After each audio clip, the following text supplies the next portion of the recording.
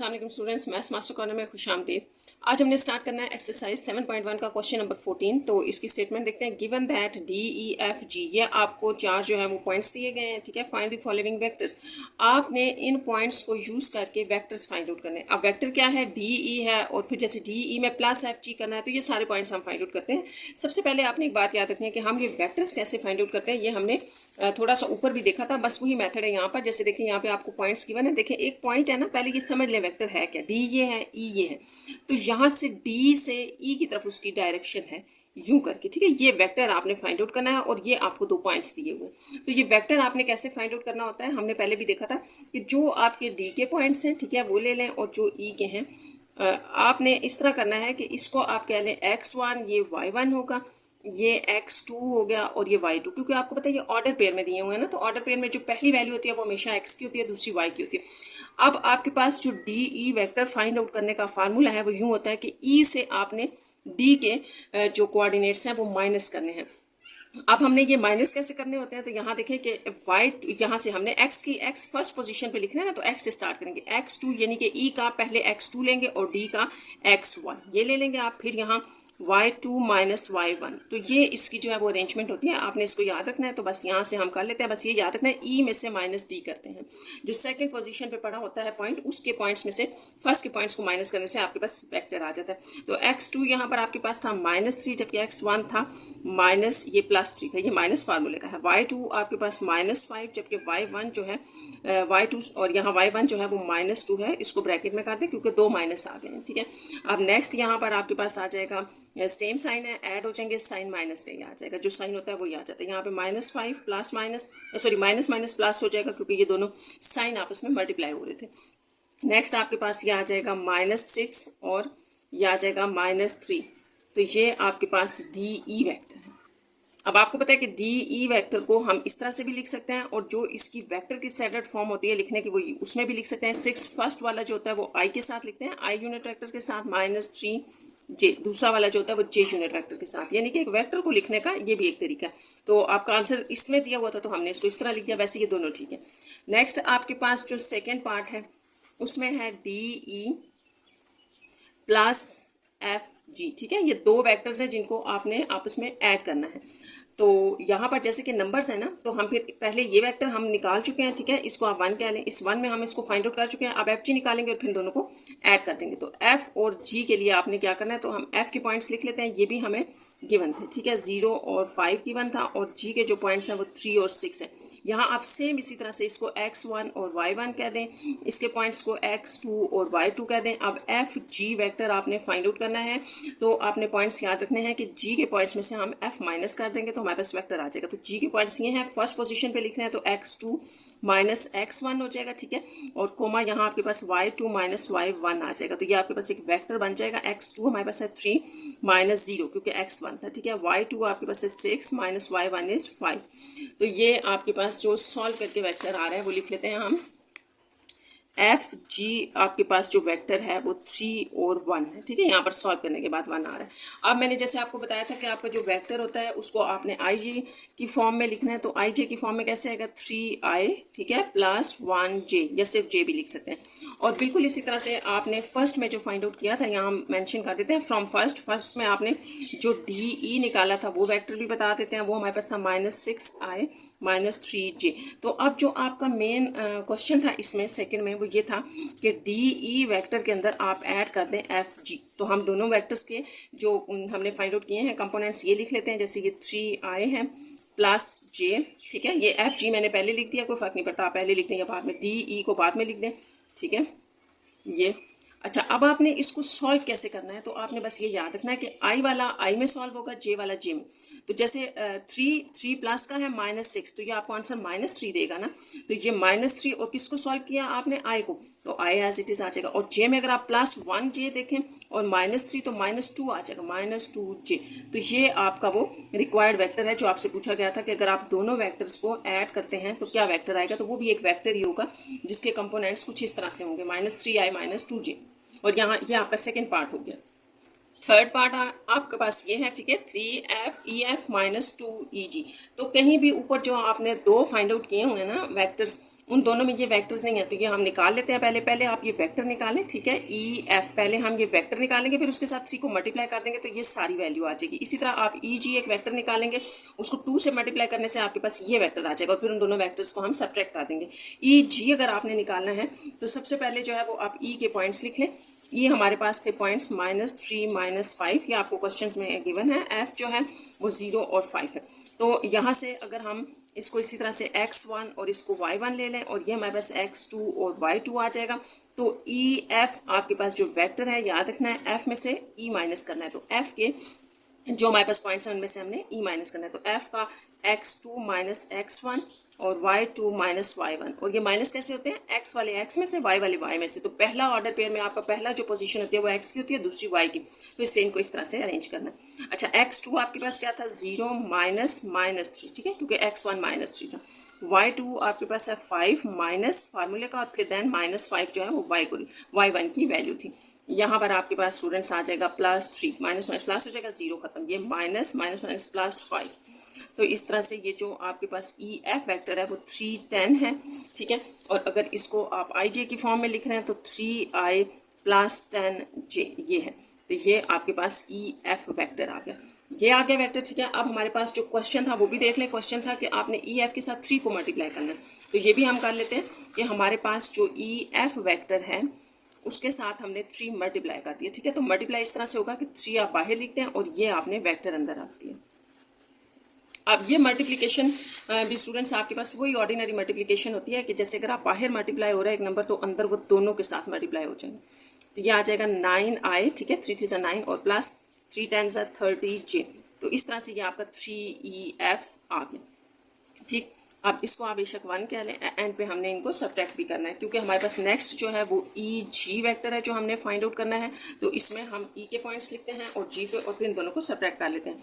तो ई आपके पास पॉइंट है -3 -5, जी आपके पास पॉइंट है 3 और 6।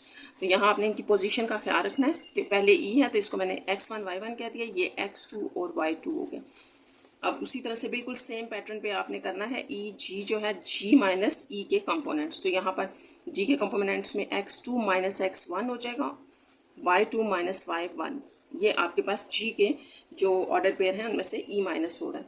तो ये देखें x2 आपके पास था 3 माइनस x1 इज -3, ये हो जाएगा, ठीक है। y2 है 6 माइनस -5,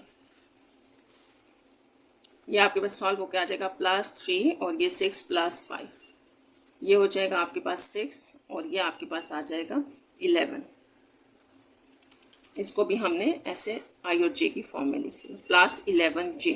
ये आपका आ गया ई जी वैक्टर। अब ई जी वैक्टर के साथ जो है वो क्वेश्चन में आपके पास ये था, यहाँ पर अगर आप देखें तो क्वेश्चन के थर्ड पार्ट में आपने एफ जी के ई एफ के साथ 3 लगाया, ई जी के साथ 2 था, तो यहाँ पर हम 2 लगा देते हैं। ई जी के साथ मल्टीप्लाई करने से यहाँ 2 मल्टीप्लाई हो जाएगा अपने वेक्टर के साथ, ठीक है। तो ये आपके पास आ जाएगा 12i + 22j। ये 2 जो है वो आपका यहाँ भी मल्टीप्लाई, यहाँ भी, ये आ गया। अब आपका 2EG है। तो अब आपने वो लिखना है जो आपकी रिक्वायरमेंट थी। रिक्वायरमेंट में हमारे पास था कि 3EF को, ये जो आपके पास वेक्टर आया इसमें को माइनस करना है इस वेक्टर में से। तो ये आप यहाँ पर 1 और 2 जो आपने लिखा है ये आपका 2 था, ठीक है, याद रखें। और ये 1 था, 1 हमने यहाँ पर निकाला हुआ है जो कि 3EF था। तो यहाँ पर आप लिख सकते हैं कि बाय 1 एंड 2, ठीक है। 1 और 2 से हमारे पास ये जो 3EF है इसको हमने 1 कहा है, आपने भी देख लेना, ये वैल्यू थी हमारे पास। इसकी वैल्यू में से आपने माइनस करना है ये, तो यहाँ आप ब्रैकेट लगा दें क्योंकि साइन चेंज होंगे। जो माइनस के बाद है उसको वहीं पर रखें ताकि फिर साइन चेंज करके सॉल्व करना है। तो ये 2 वाला हमने ये यहाँ लगा दी। अब यहाँ सिंपल आपने वही सिंप्लीफिकेशन करनी है जो आपसे एक साइन अगर माइनस का बाहर हो तो करते हैं, यहाँ प्लस माइनस -12 आए, ये माइनस साइन अंदर अप्लाई हो रहा है, -22j। इसके बाद हमने उसी तरह से आई को आई में सॉल्व करना है, तो 9 - 12 कर लें, ठीक है। या आप इसको ऐसे भी लिख सकते हैं स्टूडेंट्स, इस तरह से भी करके कर सकते हैं, +30 - 22 और फिर j, ठीक है। इन दोनों में से i कॉमन ले लिया, ये आ गया। यहाँ आपके पास -3i आ जाएगा और यहाँ पर आपके पास 8 आ जाएगा j। तो ये आप डायरेक्ट भी लिख सकते हैं और ये स्टेप भी इसमें ऐड कर सकते हैं। तो इस तरह ये आपका थर्ड जो पार्ट था उसका आपके पास कंबाइन इनको सॉल्व करने के बाद ये वेक्टर आ जाता है। नेक्स्ट पार्ट है पार्ट नंबर 4। अब है 3/2 DF + 1/2 EG। तो स्टूडेंट्स ई जी वैक्टर तो अभी मैंने पार्ट 3 में सॉल्व किया है, वही लिख लिया है, ठीक है, बिल्कुल वही आपके पास सारा मेथड है।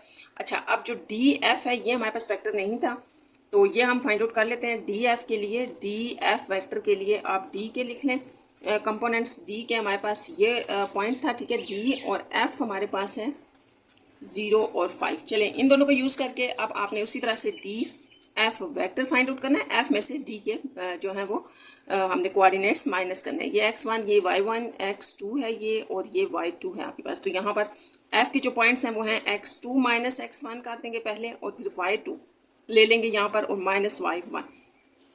तो ये आपके पास वेक्टर आ जाएगा। वेक्टर है x2, अब आपके पास क्या था 0 माइनस x1 3 लिख लें, ठीक है।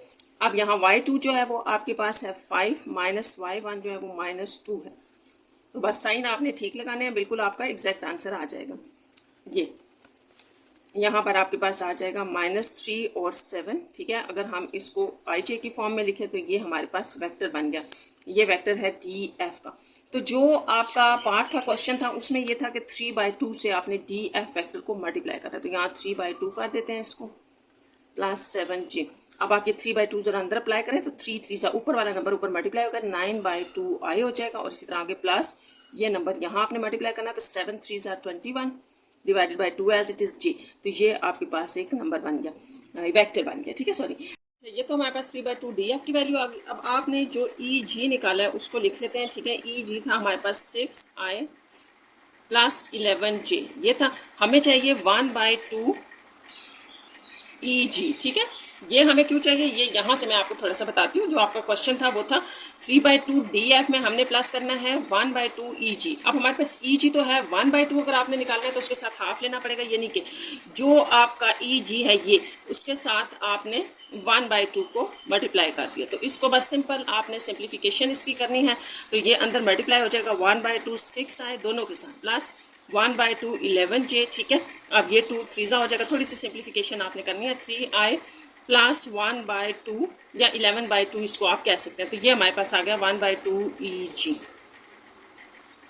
अच्छा, अब जैसा कि हमारे क्वेश्चन में जो था उसके अकॉर्डिंग हम चलते हैं। हमारे क्वेश्चन में था कि आपने 3/2 DF में ऐड करना है 1/2 EG, ठीक है। तो इसका मतलब है कि ये जो आपके पास 3/2 आ रहा था, ये देखें ये वाला, इसके अंदर हम ऐड कर रहे हैं ये। तो ये दोनों हमने आपस में ऐड करने हैं, ठीक है। तो ये वैल्यूज आप भी देख लेना कैसे लिखी हैं। यहाँ पर आपके पास आ जाएगा -9/2 I, जो कि मैंने 3/2 DF से लिया है, प्लस 21/2 J। नेक्स्ट में ये वाली वैल्यू आ जाएगी 3I प्लस 11/2 J। तो यहाँ पर आप I और I वालों को इकट्ठा करेंगे, J और J वालों को इकट्ठा करेंगे, यहाँ हम सिंप्लीफिकेशन करेंगे तो हमारा रिजल्ट आ जाएगा। अच्छा, ये अब आप देखें जो हम ऐड कर रहे हैं इसको आपने इसमें ऐड करना है। तो ये -9/2 प्लस 3 और इस तरह से कर दे, ठीक है। ये I की वैल्यूज़ हो जाएंगी, सिर्फ इन दोनों I की वैल्यूज़ को हमने कंबाइन किया, प्लस J की 21/2 प्लस 11/2, और ये J हो जाएगा कंबाइन। तो ये बस आपने करना है। इसके बाद ये आपके पास जो है वो एक वेक्टर की फॉर्म में आंसर आ जाएगा। अब आपको पता है कि जब भी हमने LCM लेना होता है, डिनोमिनेटर सेम करते हैं, या मल्टीप्लाई भी 2 से करें, डिवाइड भी 2 से करें, तो ये आपके पास यूँ बन जाएगा, प्लस 3 2 6/2, ठीक है। डिनोमिनेटर सेम करके हमने LCM से इसकी सिंप्लीफिकेशन करनी है। यहाँ तो आपका डिनोमिनेटर है ही सेम, तो LCM ले लें। 2 LCM है 21 प्लस 11J आ जाएगा। अच्छा, अब यहाँ पर आप 2 LCM ले लें, -9 प्लस 6I, और यहाँ आपके पास ऐड होके आ जाएंगे 11 2 और 32 हो जाएगा, डिवाइडेड बाई 2J। इसको आप -3/2 I लिख लें, प्लस यहाँ पे फिर कैंसिलेशन कर लें, सिंप्लीफिकेशन कर लेते हैं, ये 16J। तो इस तरह जो आपकी रिक्वायरमेंट थी कि 3/2 DF को जब आप ऐड करते हैं हाफ EG में, तो आंसर आपके पास आता है ये आपका आंसर होगा 4 पार्ट का। क्वेश्चन नंबर 14 का लास्ट पार्ट देख लें। DF EF और 2GFG ये सारे हमने आप फाइंड आउट करने हैं। ये आपके पास स्टूडेंट्स यहाँ ऊपर हम फाइंड आउट कर चुके हैं, आप इनको यूज़ करके बस ये इसके ऊपर लगा दी। जैसे DF आपने यहाँ निकाला है 4 पार्ट में, EF को आप यहाँ निकाल चुके हैं 3rd पार्ट में, और FG को हमने 2 पार्ट में। तो ये वैक्टर्स हम यहाँ से पिक कर लेते हैं और फिर इनको सॉल्व करते हैं। तो इसको स्टार्ट करते हैं अभी। ये 5th पार्ट के है जो मेन आपने फाइंड आउट करना है, और यहाँ मैंने सारे वेक्टर्स मेंशन कर दिए हैं, ठीक है। जैसे DF हमने पार्ट नंबर 4 में निकाला था, EF हमने पार्ट 3 में, और FG हमने पार्ट 2 में निकाला। यहाँ पर सारे वेक्टर्स स्टूडेंट्स पुट करने से पहले देख लें कि 2FG है, ये तो आपके पास एज इट इज़ यूज हो जाएंगे DF और EF, ठीक है। लेकिन जो आपके पास FG है इसके साथ 2 मल्टीप्लाई हो रहा है, तो पहले हम 2FG निकाल लेते हैं, यानी कि आपने सिंपल यहाँ 2 के साथ इसको मल्टीप्लाई करना है। तो ये आपके पास आ जाएगा 3 2 6I प्लस 2J, ये वेक्टर बन गया। अब ये सारे हम यहाँ तरतीब से लगा के इनको सॉल्व कर लेते हैं। देखिए DF सबसे पहले, तो ये वेक्टर सबसे पहले लिख लें -3I प्लस 7J। फिर इसमें से माइनस करना है आपने EF, तो माइनस के बाद आप ब्रैकेट लगा लें, ताकि फिर हमने साइन अगले स्टेप में इसके चेंज करना है। फिर प्लस 2FG है, तो प्लस ये वाला ये लेंगे हम, ठीक है, जिसमें हमने 2 इसके साथ मल्टीप्लाई कर दिया ये। अब आप देखें यहाँ से -3I प्लस 7J, ये -3I -10J plus 6I plus 2J, यह है आपके पास सारा, ठीक है। तो इनको अब आप उसी तरह से सॉल्व कर लें कि I वाले, ये भी I वाला है और ये भी I वाला है, तो आप इनको इकट्ठा कर लें ज़रा। -3 प्लस 6, ये हमारे पास I वाले थे। J वाले ज़रा देखें, +7 -10, ये और ये है स्टूडेंट, और एक ये है -10 प्लस 2 और J। तो बस इनको सॉल्व करते हैं, तो ये आपका आंसर आ जाएगा। ये -3 -6 हो जाएगा, प्लस 6 ये 0 हो जाएगा। तो मतलब आप यहाँ या तो इसको 0I लिखें, सॉरी ये I है, ठीक है, या फिर इसको आप कुछ भी ना लिखें, I आपका वैसे भी खत्म हो गया। यहाँ देखें 7 प्लस का है और 2, 7 और 2 9 हो जाएंगे, ठीक है, 9 और -10 -1J। तो मतलब इसका आपका आंसर सिर्फ -J रहेगा, क्योंकि I तो हम लिखेंगे नहीं और -J सर्वाइव करेगा। तो इस तरह से ये DF -EF और प्लस 2FG, ये इन वेक्टर्स का आंसर आपके पास -J आ रहा है। तो मैंने आपके सामने सारी सिंप्लीफिकेशन की है, तो ये मेरे पास आंसर आ रहा है जो बुक के आंसर से डिफरेंट है, लेकिन मेरा ख्याल है ये आंसर ठीक है, क्योंकि बुक में थोड़े से आंसर्स में आपकी मिस्टेक्स भी हैं। तो यहाँ पर ये आपका क्वेश्चन नंबर 14 के सारे पार्ट्स कंप्लीट हो गए हैं। तो हम क्वेश्चन नंबर 15 स्टार्ट करते हैं। आपके पास जो क्वेश्चन नंबर 15 है, इसमें A आपको एक वेक्टर दिया है, B दिया है, देन अब आपने ये सब फाइंड आउट करना है। तो ये भी बहुत आसान सा है। अब देखें, आपको यहाँ पर इस क्वेश्चन के अंदर स्टूडेंट्स वेक्टर दे दिए गए हैं, तो आपने सिंपल ये करना है, एक वेक्टर को प्लस करना है 2 टाइम्स ऑफ B वेक्टर, यानी कि B वेक्टर को पहले 2 से मल्टीप्लाई करें, फिर इन दोनों को ऐड कर लें। ये सारे भी आसान से पार्ट हैं, हम सबको सॉल्व कर लेते हैं। ये आपका क्वेश्चन नंबर 15 है, जिसमें आपको A वेक्टर दिया है और B वेक्टर दिया गया है। तो फर्स्ट पार्ट में आपसे कहा गया कि A वेक्टर में आपने ऐड करना है 2 टाइम्स ऑफ B वेक्टर। तो सबसे पहले हम जो B वेक्टर है ना, उसके साथ 2 को मल्टीप्लाई कर देते हैं, ठीक है। 2 टाइम्स निकालना है ना हमने, तो ये इस तरह से आपके पास आ जाएगा 4I -8J। तो ये अब आपके पास आ गया है, ठीक है। ये A वेक्टर है और ये 2 ऑफ B वेक्टर है। तो यहाँ ऐड करने का वही तरीका जो हमने पीछे क्वेश्चंस में किया था कि I को I में ऐड करेंगे और J को J में। तो 4I -8J। तो इस तरह से जो आपके पास इनका रिजल्ट होगा वो होगा 3I + 4, ये I वाला पार्ट हो गया, और J वाले में 5 माइनस, बस आपने ये याद रखना है कि J वाले J में ऐड होंगे और I वाले I में। तो ये आपके पास 7I प्लस यहाँ -3 था और J -3J। तो ये आपके पास रिक्वायर्ड वेक्टर आ गया है A + 2B, यानी कि 2 टाइम्स ऑफ जो वेक्टर B होगा इसको A में ऐड करें तो भी एक वेक्टर ही आंसर आता है, जो कि ये है। बस 15 का सेकंड पार्ट है स्टूडेंट्स, और इसमें आपने 2A - 3B करना है, ठीक है। तो A और B वेक्टर आपको गिवन है, तो यहाँ पे हम कर लेते हैं। 2A का मतलब है कि A का जो है वो 2 से A को मल्टीप्लाई कर दें वेक्टर को। तो ये अभी हम मल्टीप्लाई करके इसको देखते हैं। ये 3 2 6I हो जाएगा आपके पास, और +10J ये हो गया, और ये B के साथ 3 था, तो यहाँ पर 3 को हम मल्टीप्लाई कर देते हैं 3। अब ये 3 2 6I -12J हो गया, ठीक है। अब यहाँ हमने अपना रिक्वायर लिखना है, A वेक्टर है -3B वेक्टर है। तो 2 ये और ये आपके पास आ गया, इन दोनों को लिखना है। तो 2A पहले ये वेक्टर आ जाएगा +10J, और फिर ये माइनस के बाद हम ब्रैकेट लगा देते हैं, क्योंकि साइन जो है वो हम अगले स्टेप में चेंज कर लेंगे। ये आ गया। अब यहाँ पर आप देखें तो आपके पास आ जाएगा 6I + 10J -6I + 12J। तो ये और ये तो कैंसिल आउट हो जाएंगे, ठीक है, क्योंकि प्लस माइनस में थे, और ये +10 + 12J। तो इस तरह से आपका आंसर जो है वो 22J आ रहा है।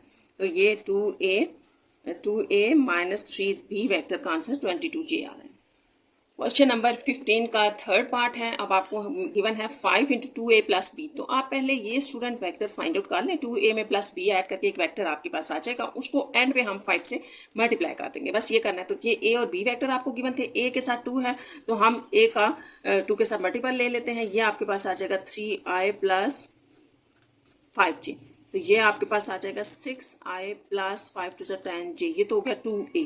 और b vector as it is है, तो सबसे पहले हम ये फाइंड आउट करेंगे, 2a में प्लस ऐड करना है आपने b, तो ये है आपके पास 2a प्लस 10j, ये हो गया। और ये b जो है इसमें ऐड करना है, तो आपको ब्रैकेट की जरूरत नहीं है, ठीक है, माइनस हो तो हम ब्रैकेट लगा लेते हैं। तो पहले आप 2a प्लस b वेक्टर एक फाइंड आउट कर लें, फिर देखते हैं। 6 प्लस 2, जैसे मैंने आपको बताया था, i वाले i में सॉल्व हो रहे हैं और j वाले j में सॉल्व होंगे, ऐसे। तो ये 6 और 2 8i प्लस 10 और 4 आपको दे देगा 6j, क्योंकि माइनस हो रहे हैं। ये आ गया आपके पास वेक्टर। ये था आपके पास 2a प्लस b। लेकिन जो थर्ड पार्ट में आपको रिक्वायर्ड वेक्टर है वो ये है कि 5 आपने इसके साथ मल्टीप्लाई करना है।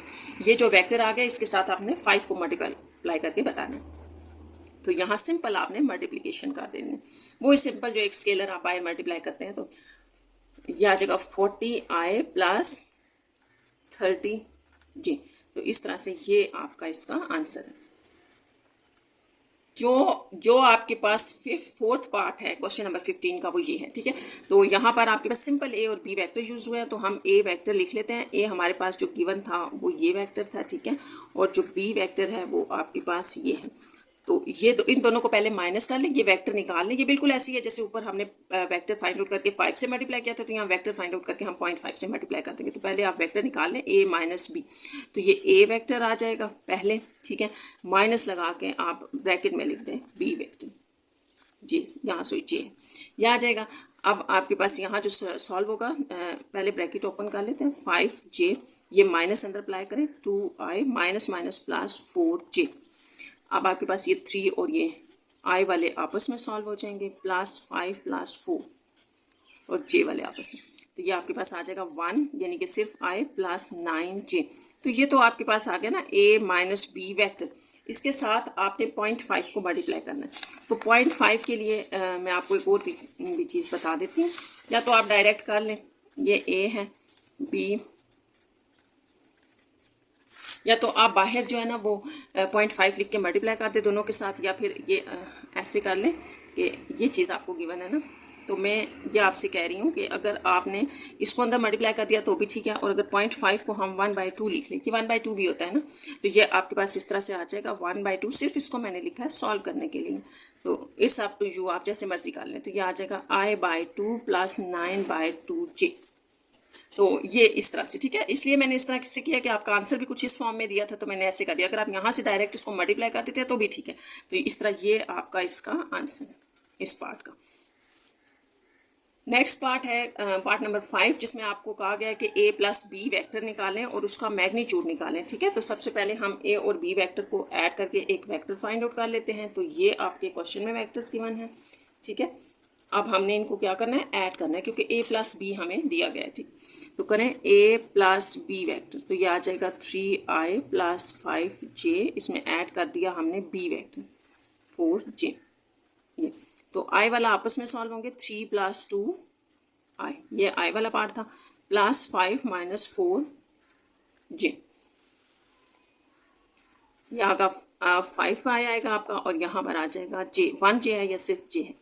तो ये आपका एक a प्लस बी आ गया। अब आपने याद रखना है कि मैग्नीट्यूड क्या होता है। मैग्नीट्यूड आपके पास ये है कि जो आपका i का कोफिशिएंट है उसका स्क्वायर लें, प्लस जो भी j का कोफिशिएंट है, यहाँ 1 है, उसका भी स्क्वायर लें और स्क्वायर रूट ले लें। ये आपके पास होता है बेसिकली किसी भी वेक्टर का मैग्नीट्यूड। लेट्स सपोज अगर आपके पास कोई जनरल एक वेक्टर है ये, ठीक है, और इस वेक्टर का आप मैग्नीट्यूड देखना चाहते हैं, तो x square plus y square, और ये इसका मैग्नीट्यूड होगा, यानी कि जो भी i के साथ है उसका स्क्वायर, जो j के साथ है उसका स्क्वायर, और फिर स्क्वायर रूट। तो यहाँ पर भी हमने यही किया है, ये 25 प्लस 1 स्क्वायर रूट आ जाएगा, और यहाँ आ जाएगा 26, यानी कि जो आपके पास a प्लस बी वैक्टर आया था ये वाला, उसका जो एग्जैक्ट मैग्नीट्यूड बनता है वो ये है। नेक्स्ट पार्ट है आपका पार्ट नंबर 6, और इसमें है a माइनस बी वैक्टर का आपने मैग्नीट्यूड निकालना है। तो ये हमने a और b वैक्टर लिखा है। a minus B vector students मैंने फाइंड आउट कर लिया है, क्योंकि हम यही काम सेम जो है वो पार्ट नंबर 4 में भी कर चुके हैं, ठीक है। वहाँ मैंने आपको बताया था a वैक्टर लिया, minus B vector sign change किया, सॉल्व किया, ये आपके पास a माइनस बी वैक्टर आ गया। तो जो मेन हमने 6 पार्ट में काम करना है वो ये है कि हमने a माइनस बी वैक्टर का मैग्नीट्यूड लेना है। तो ये आपके पास आ गया है a माइनस बी वैक्टर, तो इसका आपने मैग्नीट्यूड फाइंड आउट करना है। तो यहाँ से स्टार्ट कर लेते हैं इसको। तो ये उसी तरह से फर्स्ट जो आपके पास यहाँ नंबर है i के साथ जो कोफिशिएंट है वो 1 है, उसका स्क्वायर, प्लस j का कोफिशिएंट 9 है तो 9 का स्क्वायर, ये आपके पास आ जाएगा 81 और इस तरह से ये आ गया 82। पार्ट नंबर 7 है आपके पास क्वेश्चन नंबर 15 का। देखें इसमें जो ए और बी वेक्टर्स हैं आपने याद रखना है इनके साथ मैग्नीट्यूड है।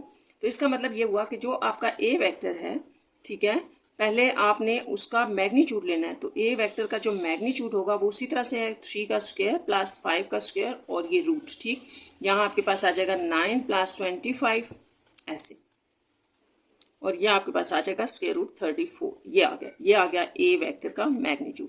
नेक्स्ट हमने जो है वो इस क्वेश्चन में बी का मैग्नीट्यूड फाइंड आउट करना है। तो पहले वो फाइंड आउट कर लेते हैं।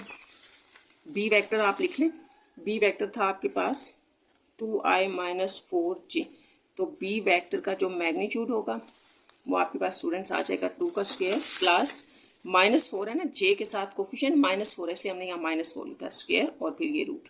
वैसे भी ये माइनस आपका स्क्वायर से खत्म हो जाएगा, प्लस ये आ जाएगा 20।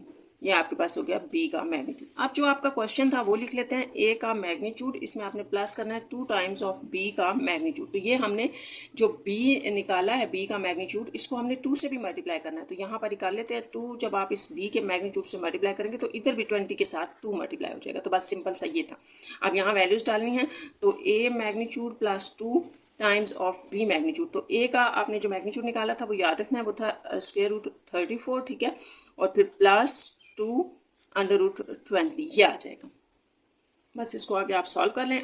स्क्वायर रूट 34 आप निकालेंगे 5.8 समथिंग होगा, ठीक है, और ये जो आपके पास स्क्वायर रूट 20 है इसको निकाल के मल्टीप्लाई करना है हमने 2 के साथ भी, ठीक है। तो ये इसको सारे को सॉल्व करके हमारे पास 8.94 आता है। इसमें प्लस कर दें 5.8 तो ये ऑलमोस्ट आपके पास 14.80 आ रहा है। तो इस तरह से ये इसका आपके पास आंसर होगा। आपने थोड़ा सा इसको कैलकुलेटर के ऊपर जो है वो ऐसे सॉल्व भी कर देना।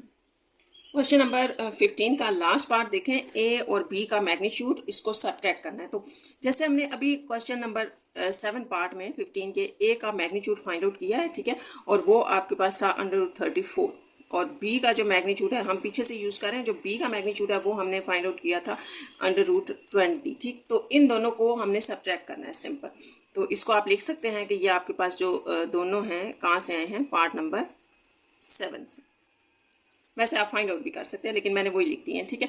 तो A magnitude minus B magnitude कर दें तो under root 34 minus under root 20 होगा। तो बस आपने इसको भी स्टूडेंट्स उसी तरह कैलकुलेटर पे सॉल्व करना है। 34 का हम देख रहे थे ये आ जाता है, ठीक है, और जो 20 का रूट आ रहा है मेरे पास वो है 4 माइनस 4.47, और इसको आपने अब ये करना है कि 5.8 में से ये माइनस करने से आपके पास आ जाएगा 1.40 आ रहा है समथिंग, ठीक है। तो ये आपका इसका आंसर होगा। क्वेश्चन नंबर 16 देखें। Find the value of P. आपने पी फाइंड आउट करना है, ठीक है, for which the vector U is parallel to V. अच्छा, आपके पास दो वेक्टर्स हैं स्टूडेंट्स, याद रखना है यू और वी, और वो दोनों के दरमियान कंडीशन क्या है कि वो पैरेलल हैं। इस पैरेलल की कंडीशन को यूज़ करते हुए उनके बीच में जो पी आ रहा है वो आपने फाइंड आउट करना है। तो इसको स्टार्ट करते हैं। सबसे पहले मैं आपको एक कंसेप्ट बता देती हूँ कि हमारे पास जो पैरेलल वेक्टर्स होते हैं इसका क्या मतलब है, ठीक है। तो जब भी आपके पास टू वेक्टर्स पैरेलल, ठीक है, ये आपने याद रखना है। जैसे यू और वी ले लेते हैं हम, तो उनके दरम्यान एक कंडीशन होती है U is equals to lambda times of V, ठीक है। ये याद रखना है आपने कि जो भी आपके पास यू होता है, एक वेक्टर होता है, वो दूसरे के साथ lambda times of second vector होगा, या आपने यूँ भी कहीं देखा होगा कि A is equals to lambda time of B vector. तो ये दोनों वेक्टर्स हैं। अगर ये दोनों वेक्टर्स पैरेलल हैं तो वो एक कांस्टेंट टाइम्स एक दूसरे के इक्वल होते हैं। तो यहाँ पर हम सेम वो पैरेलल की कंडीशन यूज़ करेंगे, ठीक है, जो हमें गिवन थी। तो उसको लिख लेते हैं यहाँ पर कि हमारे पास जो गिवन कंडीशन है वो क्या है, वेक्टर्स आर पैरेलल। तो जब पैरेलल होते हैं तो क्या कंडीशन होगी, u is equals to lambda times v, ये होगा। तो बस आप यहाँ पर वैल्यूज पुट कर दें, आपका आंसर आ जाएगा u जैसे 3i था प्लस 6j, ये हमारे पास u वेक्टर था, लैम्डा यहाँ v वेक्टर की वैल्यू vi प्लस pj, ठीक है। अब आपको पता है कि जब भी कोई स्केलर बाहर मल्टीप्लाई हो रहा हो, ये स्केलर ही है ना, कोई नंबर है, तो वो अंदर दोनों नंबर्स के साथ मल्टीप्लाई हो जाता है। तो ये lambda i plus lambda pj हो जाएगा, जबकि इस तरफ 3i प्लस 6j है। अब एक और बात आपने याद रखनी है कि जब भी दो वेक्टर्स, इस साइड पे भी एक वेक्टर हो और इधर बीच में इक्वालिटी हो, तो उनके हम कंपोनेंट्स को कंपेयर करते हैं। यहाँ i के इक्वल हो जाएगा, ठीक है। तो बाय कंपेयरिंग आपके पास आ जाएगा 3 जो है वो लैम्डा के इक्वल आ जाएगा। यहाँ आप आई को आई का जो है ना वो आई यूनिट वेक्टर उसको आपने कंपेयर किया है। ये 3 इज इक्वल्स टू लैम्डा आ जाएगा और यहाँ से यहाँ अगर आप जे को कंपैरिजन करते हैं तो 6 is equals to lambda P आ जाएगा। ठीक है, अब हमारा जो क्वेश्चन था वो ये था कि फाइंड पी, आपने पी फाइंड आउट करना है। तो पी फाइंड आउट करने के लिए लैम्डा की वैल्यू हमने डालनी है और लैम्डा हम यहाँ ऊपर ही फाइंड आउट कर चुके हैं, तो वो आप यहाँ डाल दें, 3 पी आ जाएगा। अब पी आपने जैसा कि फाइंड आउट करना है तो पी को सेपरेट करें, ये 3 नीचे आ जाएगा।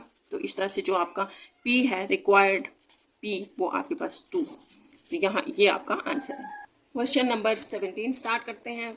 इफ ए बी एंड सी, ठीक है, आपको ये तीनों वेक्टर्स गिवन है, ऊपर ये साइन है, ठीक है, जिससे पता चल रहा है ये वेक्टर है। दूसरा ये आई जे की फॉर्म में है तो भी पता चल रहा है वेक्टर्स है। Then find a unit vector, तो अब आपने क्या फाइंड आउट करना है, यूनिट वेक्टर फाइंड आउट करना है इन द डायरेक्शन ऑफ, इनकी डायरेक्शन में आपने यूनिट वेक्टर फाइंड आउट करना है। ठीक है, तो इसके लिए आपने एक बात याद रखनी है स्टूडेंट्स के, सबसे पहले तो हम ए बी सी वेक्टर्स लिख लेते हैं। आपने इनकी डायरेक्शन में फाइंड आउट करना है ना, तो ए प्लस बी वेक्टर आपने पहले फाइंड आउट करना है और फिर इसका यूनिट वेक्टर फाइंड आउट कर लेंगे। ठीक है, यानी कि आपने क्वेश्चन को समझना है, सिर्फ ए बी का यूनिट वेक्टर नहीं होगा, ए प्लस बी का होगा। चलिए बाकी मैं आपको करते हुए समझा देती हूँ। क्वेश्चन नंबर 17 स्टार्ट करते हैं। यहाँ सबसे पहले आप देखें कि आपको ए बी जो है वो वेक्टर्स गिवन है आई जे की फॉर्म में, जबकि सी जो है वो इस फॉर्म में गिवन है।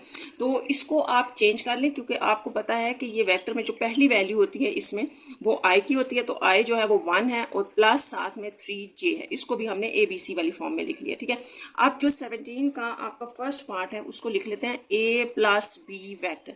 तो ये आप पहले फाइंड आउट कर लें, ए प्लस बी वेक्टर। साथ ही मैं यहाँ एक और चीज़ लिख देती हूँ, हम लेट कर लेते हैं कि ये कोई यू वेक्टर बन जाएगा। देखें ये दो अलग अलग वेक्टर हैं। सबसे पहले तो आपने इस बात को समझना है, ये एक वेक्टर है, ये वेक्टर, जब आप इनको ऐड करते हैं ना तो एक सिंगल वेक्टर बन जाता है। ठीक है, ये जो सिंगल वेक्टर आप निकालेंगे ना, आपने बेसिकली इसका यूनिट वेक्टर निकालना है। फाइंड आउट आपने क्या करना है कि ये जो आपके पास ए बी वेक्टर है, एक सिंगल वेक्टर है, इसका यूनिट वेक्टर। तो यहाँ मैं आपको थोड़ा सा पहले बता दूँ कि ये यूनिट वेक्टर आपके पास क्या होता है। ये आपके पास डायरेक्शन होती है, किसी भी वेक्टर की डायरेक्शन बता रहा होता है कि क्या है, और निकालते कैसे हैं। जैसे फर्स्ट करें, ये आपके पास यू यूनिट वेक्टर है, तो ये किसके इक्वल होगा, यू वेक्टर, जो भी वेक्टर होगा और फिर उसी के वेक्टर के मैग्नीट्यूड को उसके साथ अगर आप डिवाइड कर दे तो ये यूनिट वेक्टर निकल आएगा। ठीक है, इस कंसेप्ट को याद रखते हुए अगर हम इसको देखें तो इसका मतलब है कि ये वो वेक्टर होगा। ठीक है, ये वेक्टर होगा और इसी के वेक्टर के मैग्नीट्यूड को आपने फाइंड आउट करना है। इस वेक्टर का मैग्नीट्यूड आपने ले लिया, तो इस वेक्टर का ऊपर हम ये साइन लगाएंगे कि ये यूनिट वेक्टर आ गए। तो ये इतना लंबा लिखने के बजाय मैंने इसको शॉर्ट कर दिया कि हम इसको यू कह लेते हैं। यहाँ से जो वेक्टर आएगा हम अब ये लिखेंगे कि उस वेक्टर को उस वेक्टर के मैग्नीट्यूड से डिवाइड करने से उसी वेक्टर का यूनिट वेक्टर आ जाएगा, तो वो इसका ही बेसिकली यूनिट वेक्टर होगा। अगर आपको ये बात समझ आ गया तो बड़ा आसान सा है। ए में प्लस करें बी, तो सबसे पहले तो हम ए वेक्टर में प्लस कर देते हैं बी वेक्टर, जो कि हमें क्वेश्चन में वेक्टर गिवन थे। ये ए वेक्टर था, इसमें हमने प्लस कर दिया ये आपके पास बी वेक्टर, और प्लस आपने उसी तरह से करने हैं, आई वाले आई में ऐड हो जाएंगे ये, और जे वाले जो है वो आपके पास जे में ऐड हो जाएंगे। ये 3i माइनस होगा, क्योंकि -6 दोनों के साथ माइनस है ना, तो -6 हो जाएगा जी। तो ये आपके पास एक वेक्टर आ गया है जिसको आपने यू वेक्टर कहा हुआ है। तो यूनिट वेक्टर, अब आपके पास यूनिट वेक्टर, ठीक है, unit vector of A plus B यानी कि इसका क्या होगा वो हम फाइंड आउट करने लगे हैं। तो इसी के ऊपर आप कैप लगाते हैं, ये रिप्रेजेंट करेगा कि ये इसका यूनिट वेक्टर है। इसी वेक्टर को ऊपर लिखें और इसी वेक्टर के मैग्नीट्यूड से इसको डिवाइड कर दें। तो सबसे पहले ये जो वेक्टर हमने लिखा है, निकाला है, इसको हम लिख लेते हैं, ये था। ठीक है, और इसका जो मैग्नीट्यूड होगा आपके पास, वो आपको पता है कि आई का जो कोफिशिएंट है उसका स्क्वायर प्लस जो जे का कोफिशिएंट है उसका स्क्वायर लेके स्क्वायर रूट लेंगे, तो 9 + 36 ये आ जाएगा 45। यह आपके पास आ गया उस वेक्टर का मैग्नीट्यूड। अब ये सारी वैल्यूज हम यहाँ डाल देंगे, तो आपके पास आ जाएगा you unit vector, you vector divided by you vector का मैग्नीट्यूड। तो जो यू वेक्टर निकाला है हमने वो लिख लेते हैं, वो था 3i - 6j। ठीक है, यू वेक्टर लिख दिया, divided by its magnitude is 45। अब ये भी हमने फाइंड आउट किया, तो ये यूनिट वेक्टर है। थोड़ा सा, क्योंकि ये भी यूनिट वेक्टर भी एक वेक्टर होता है और किसी भी वेक्टर को आपने i और प्लस j की फॉर्म में ज़रूर लिखना होता है, यानी कि आप यूँ समझ लें xi + yj की फॉर्म में। तो इसको थोड़ा सा आप फिर सेपरेट करें, 3/45i - 6/45j। और अगर कोई थोड़ी सी सिंप्लीफिकेशन हो सकती है तो आप ज़रूर किया करेंगे। देखिए जो 45 है ना, इसके अगर आप प्राइम फैक्टर्स निकालें तो ये आपके पास क्या होंगे, जैसे 5 9s होता है 45। ठीक है, और 3 3 3 1 सा। तो इसका मतलब ये हुआ कि अगर स्क्वायर रूट के अंदर 45 हो तो ये बाहर आके उसको यूं भी लिख सकते हैं, 300√5 भी लिख सकते हैं। तो यहाँ हमने 45 को 300√5 लिख दिया, ये भी लिख सकते हैं इसको। तो सिंप्लीफिकेशन जो होती है ना वो ज़रूर कर लिया कर। ये कैंसिल हो जाएगा, 1/√5 i minus 2/√5 j unit vector. तो ये इसका सिंप्लीफिकेशन के बाद आंसर आ गया। अब हम क्वेश्चन नंबर 17 का सेकेंड पार्ट देखेंगे। आपने याद रखना है कि जो भी हमारे पास 17 का, अब हम सेकेंड पार्ट स्टार्ट करेंगे, तो जो भी हमारे पास यहाँ पार्ट होगा आपने याद रखना है कि हम उसको यू ले लेंगे और इस तरह से वो यू जो होगा फिर उसको यूनिट वेक्टर में हम फाइंड आउट कर लेंगे, ठीक है। और यू आपने किसको कहना है, हर पार्ट को यू कहना है। जैसे अभी देखिए हम सेकेंड पार्ट इसका स्टार्ट करते हैं। तो सेकेंड पार्ट जो है वो आपके पास है 2a माइनस सी वेक्टर। तो इसको भी लिख लें, ये जो आपके पास a वेक्टर है ये है 2i माइनस 4j और जो c वेक्टर है यह आपके पास i प्लस 3j। तो ये 2a है ना, तो 2a आपने कैसे करना है कि 2 को a के साथ मल्टीप्लाई करना है। तो 2 ये आपके पास आ जाएगा 4i माइनस 8j, ये बन गया आपके पास c है। इस तरह से ये आप बना लें 2a माइनस सी, और इसको हमने लेट किया है, ये आपके पास कोई u वेक्टर आएगा, ठीक है। इन दोनों को सॉल्व करेंगे जब तो कोई वेक्टर ही आएगा ना, उसका नाम हमने c u रख दिया, ठीक है। तो यहाँ लिखें 2a की वैल्यूज, ये 2a है आपके पास और इसमें से माइनस कर दें c। तो ये 4i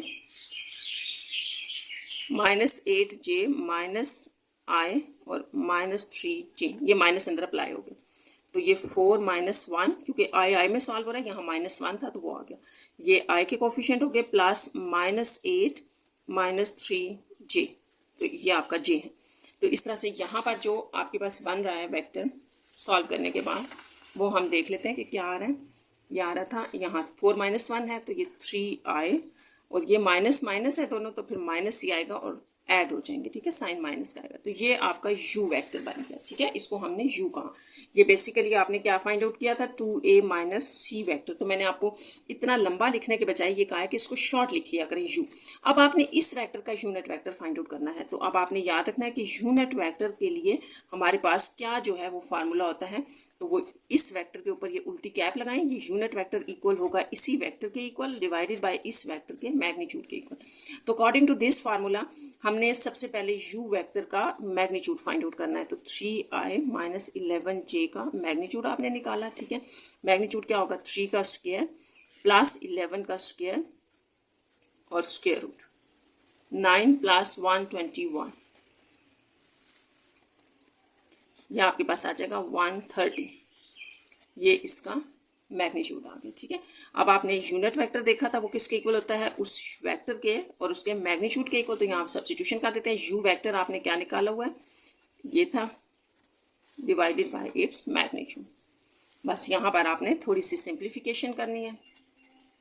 3 डिवाइडेड बाय 130 कर लें, i माइनस 11j है तो इसको भी 130, ये एलसीएम है ना, दोनों में अलग अलग आप इसको डिवाइड कर दें।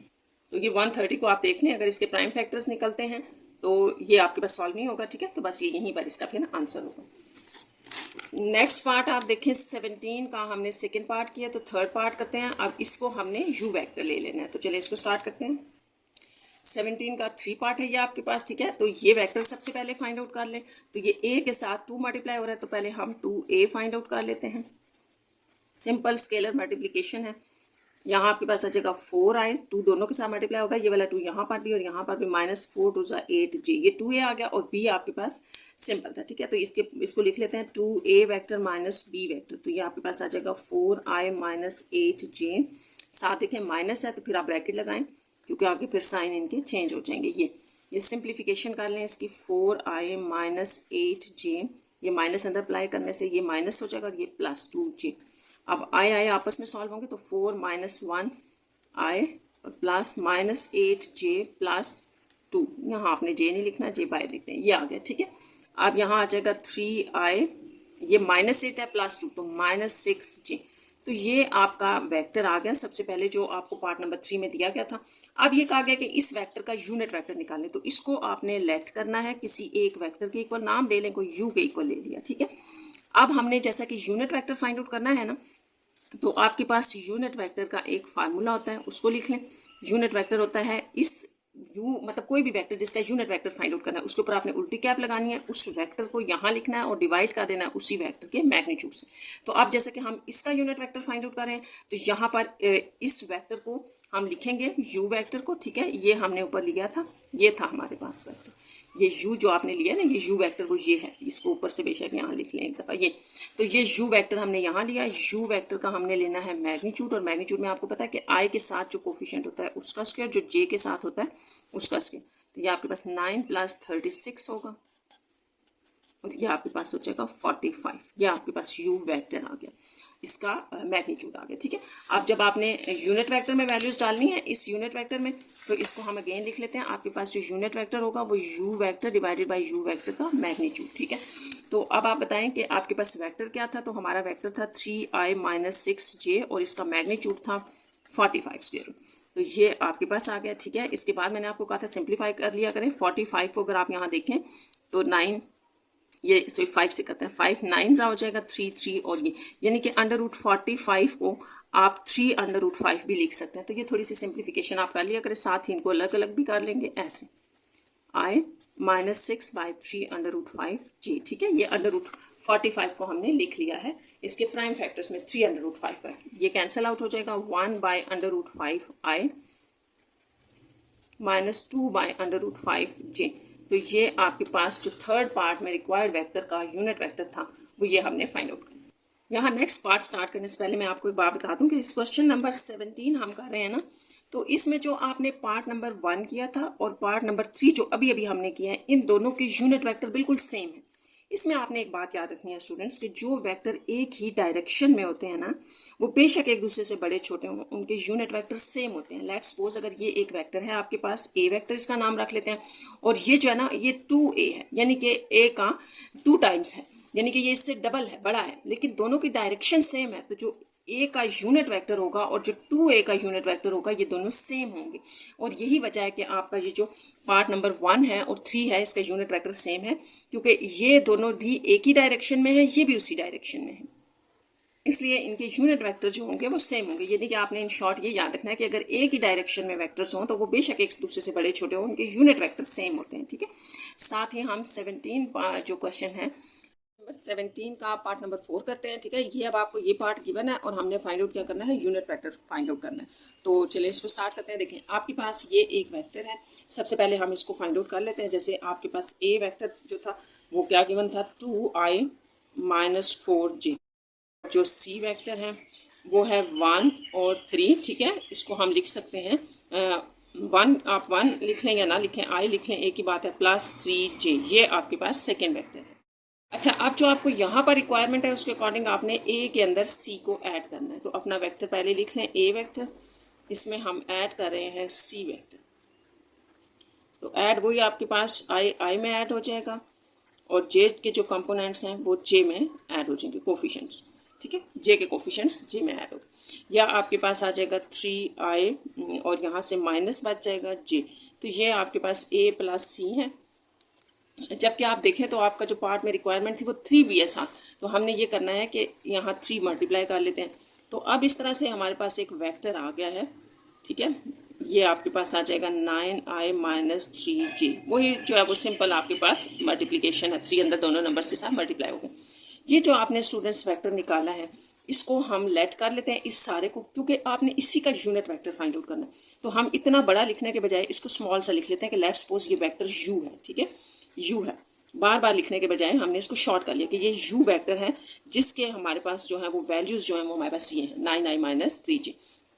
अच्छा, अब आपने करना ये है कि फाइंड क्या करना है, आपने फाइंड आउट करना है इस वेक्टर का यूनिट वेक्टर। तो आपको याद है जिस वेक्टर का भी आपने यूनिट वेक्टर फाइंड आउट करना है उसको ऐसे लेके उसके ऊपर कैप लेनी है, उसी वेक्टर को हमने उस वेक्टर के मैग्नीट्यूड से डिवाइड कर देना है। तो इस सारे के लिए ये जो है हमारे पास यहाँ से वैल्यूज आएंगी u से। तो सबसे पहले आप u वेक्टर लिखें, ये वाला वेक्टर जो है ये जो हमने लेट किया ये हमारे पास था ये, ठीक है। अब हमने इस वेक्टर का मैग्नीट्यूड लेना है। मैग्नीट्यूड आपको पता है कि i का जो भी कोफिशिएंट होता है उसका स्क्वायर प्लस कर दें j का जो भी कोफिशिएंट होता है उसका स्क्वायर और रूट ले लें, ये आपके पास मैग्नीट्यूड होता है। हमने पिछले भी सारे क्वेश्चंस में ये किए। यहाँ आपके पास आ जाएगा 81 + 9 और ये स्क्वायर रूट। तो ये u का जो आपके पास मैग्नीट्यूड आ रहा है वो 90 स्क्वायर रूट आ रहा है, ये आ गया। ठीक, अब हम इसको यूनिट वेक्टर जैसा कि इसका फाइंड आउट कर रहे हैं तो उसका फार्मूला लिख लेते हैं फिर से अगेन कि यूनिट वेक्टर जो था वो हमने कहा था u वेक्टर, और u वेक्टर के मैग्नीट्यूड से डिवाइड होगा। तो u वेक्टर हमारे पास क्या है 9i माइनस 3j, ये हमने लिया। इसका मैग्नीट्यूड हमने अभी भी स्टूडेंट्स फाइंड आउट किया है और ये 90 है, स्क्वायर रूट 90। तो ये बस थोड़ी सी सिंप्लीफिकेशन कर लें तो ये आपका रिक्वायर्ड यूनिट वेक्टर आ जाएगा। जैसे यहाँ पर आप ये दोनों में अलग अलग डिवाइड कर दें ऐसे। अच्छा, अब आपने इसको थोड़ा सा सिंप्लीफिकेशन अगर हो सकती है तो आपने ज़रूर करनी है। ठीक है, यहाँ पे हम इसके प्राइम फैक्टर्स ले रहे हैं 90 के, ताकि हमें पता चले कि ये जब आपके पास स्क्वायर रूट 90 होता है तो ये बाहर क्या आएगा, ये 3 आपका बाहर आ जाएगा। और ये मतलब इसको आप यूँ भी लिख सकते हैं। तो यहाँ हमने यही काम किया बिल्कुल। ठीक है, 90 की जगह आपके पास ये आ जाएगा और माइनस 3j यहाँ पर भी आप इसको लिख लें। सिंप्लीफिकेशन आपने जहाँ पॉसिबल है वो करनी है। यहाँ आ जाएगा 3 आयोटा और ये माइनस ये कैंसिल हो गए j/10। तो ये आपका यूनिट वेक्टर आ गया है पार्ट नंबर 4 के लिए। नेक्स्ट पार्ट इसका देखते हैं, पार्ट नंबर 5 है। तो पार्ट नंबर 5 में भी ये सारा जो वेक्टर है ये हमने फाइंड आउट करना है। ठीक है, बिल्कुल वही सारा प्रोसीजर है जो हमने यहाँ ऊपर किया है। इसको हम u ले लेंगे और फिर इसका यूनिट वेक्टर फाइंड आउट कर लेंगे। तो यहाँ हम 5 नंबर पार्ट लिख रहे हैं a plus b plus 2c। तो ये सारा कैसे आपने फाइंड आउट करना है, तो a प्लस b जो है वो हम फाइंड आउट करते हैं। सबसे पहले आप अपने वेक्टर्स लिख लें। जो हमारे पास a वेक्टर था वो है 2i minus 4j, b vector जो है वो हमारे पास है i माइनस 2j, और जो आपका c वेक्टर है वो है 1 3, या आप इसको कह सकते हैं i प्लस 3j। अच्छा, यहाँ पर जो हमें गिवन है वो a b के साथ 2c है, तो इसको हम 2c बना लेते हैं ताकि फिर हम इनको ऐड कर दें। ये जो 2c होगा तो इसका मतलब है 2 मल्टीप्लाई हो गया प्लस 3j है। तो ये आपके पास स्टूडेंट्स आ जाएगा 2i प्लस 6j। तो ये हमारे पास 2c बन गया। ठीक है, यहाँ हमने सारे रिक्वायर्ड वेक्टर्स लिख लिए हैं। अब हम इन तीनों को ऐड कर देंगे तो ये वेक्टर हमारे पास आ जाएगा। ठीक है, जिसका हमने basically unit vector find out करना है। तो यहाँ लिख लेते हैं a plus b plus 2c। तो ये सारे वेक्टर्स हम लिख लेते हैं। a हमारे पास था 2i माइनस 4j प्लस, आपको यहाँ ब्रैकेट लगाने की जरूरत नहीं है क्योंकि सारे ही साइन जो हैं वो मेन प्लस के हैं। तो ये ऐसे ही लिख दें और फिर हम यहाँ पर सारे i इकट्ठे कर लेंगे और j इकट्ठे कर लेंगे। तो इस तरह से ये हमारे पास a plus b plus 2c का एक वेक्टर आ जाएगा। देखिए यहाँ से अगर हम सारे i वाले इकट्ठे करें तो 2 प्लस 1 ये वाला, ठीक है, ये और ये आ जाएगा, देन अगेन 2। तो ये सारे हो गए हमारे पास i। अब आप j ले लें, ये और ये होगा, तो ये प्लस माइनस 4 है इसका कोफिशिएंट, यहाँ माइनस 4 और प्लस 6, तो ये आपका j हो गया। 4 एंड 5 i बन रहा है, जबकि यहाँ पर आपके पास माइनस 6 और प्लस 6, तो ये 0 हो गया। ऐसे j आपके पास ख़त्म ही हो गया। तो इसका मतलब है कि जो आपका a plus b plus 2c vector है वो सिर्फ 5i है। ठीक है, अब हमने इसका यूनिट वेक्टर फाइंड आउट करना है। तो इतनी बड़ी वैल्यू लेने के बजाय हम यहाँ लेट करते होते हैं, कोई भी आप वेक्टर ले सकते हैं, u वेक्टर। इसको हम कह दें अगर कि ये एक u वेक्टर है तो ये 5i के इक्वल है। ठीक है, तो हमने फाइंड क्या करना है, हमने u का ये यूनिट वेक्टर फाइंड आउट करना है। ठीक है, ये जो गैप होती है उनकी ये यूनिट वेक्टर को रिप्रेजेंट करते हैं। तो इसका एक फार्मूला आता है कि वेक्टर को डिवाइड कर दो इसके मैग्नीट्यूड से। अब आपको वेक्टर पता है, ये तो हमारे पास सिर्फ ये था, सिंपल सा था। तो इसका मैग्नीट्यूड क्या होगा, इसी का स्क्वायर ले लें, यानी कि 5 का स्क्वायर और रूट ले लें, ये कैंसिल आउट हो जाएगा। तो 5 जो है वो मैग्नीट्यूड आ गया। अब अगर हम यूनिट वेक्टर में ये सारा यहाँ फार्मूले में सब्स्टिट्यूशन कर दें तो हमारे पास यूनिट वेक्टर आ जाएगा। यहाँ यूनिट वेक्टर में हमारे पास 5 आया था सिर्फ, जबकि मैग्नीट्यूड में हमारे पास सिर्फ 5 आ गया। तो ये 5 से भी कट जाएगा, तो ये आपके पास आई आ गया। यानी कि जो यूनिट वेक्टर होगा इस पार्ट के अंदर वो आपके पास सिंपल आई कंपोनेंट को रिप्रेजेंट करेगा। इसमें जे वाला पार्ट 0 होगा। 17 का पार्ट नंबर 6। ठीक है, अब ये आपको वेक्टर गिवन है, तो ये सारी वैल्यूज हम फाइंड आउट करके एक वेक्टर फाइंड आउट करेंगे और फिर इसका यूनिट वेक्टर फाइंड आउट कर लेंगे। तो देखिए, जो 17 के 6 पार्ट में आपको गिवन है वो ये वेक्टर है। ठीक है, उसमें a b c वेक्टर्स मैंने लिख लिए हैं, ये 17 के ही थे। ठीक है, अब आप देखिए कि यहाँ पर आपके पास क्या आ रहा है कि 4a आपको चाहिए, तो हमने तो a लिखा है तो 4a कर दें, यानी कि a के साथ 4 को आप मल्टीप्लाई कर दें। तो इस तरह से यहाँ से ये आपके पास जो वेक्टर बन जाएगा वो है 8i माइनस 4 4 16j। ठीक, अब नेक्स्ट आपके पास जो रिक्वायरमेंट है वो है 2b। तो b सिंपल b था, इसको 2b कर लेते हैं, यानी कि आपने इसके साथ 2 को मल्टीप्लाई कर दिया। तो यहाँ से आपके पास आ जाएगा 2i माइनस 4j, ये आ गया। अच्छा, c यहाँ पर आपको अकेला c चाहिए सेपरेट, तो ये c आ गया। अब इन सब वेक्टर्स को हम ऐड या जो भी सब्ट्रैक्शन दी हुई है वो कर लेते हैं इसके ऊपर, जो मेन ऑपरेशन है इनके दरमियान। देखिए 4a, तो 4a आपने स्टूडेंट्स ये निकाला था, इसको लिख लें माइनस 16j। माइनस है ये देखिए साथ माइनस है, तो माइनस लगा के आपने ब्रैकेट लगा के 2b वाली वैल्यू लिखनी है, क्योंकि हमने अगले स्टेप में फिर इसका साइन भी चेंज करना है। नेक्स्ट आपके पास सिंपल c आ रहा है, तो c हमारे पास प्लस i प्लस 3j था। अब यहाँ थोड़ी सी सिंप्लीफिकेशन करेंगे और फिर वही ऑर्डिनरी एडिशन और सब्ट्रैक्शन, -2i, ये माइनस अंदर अप्लाई हो गया, plus j plus i plus 3j। यहाँ से आपने i वाले सारे जो हैं वो कलेक्ट कर लेने हैं, तो i 8 -2 प्लस 1, ये आपके पास i हो गए, और j वालों में -16 है, +4 और +3 ये j हो गए।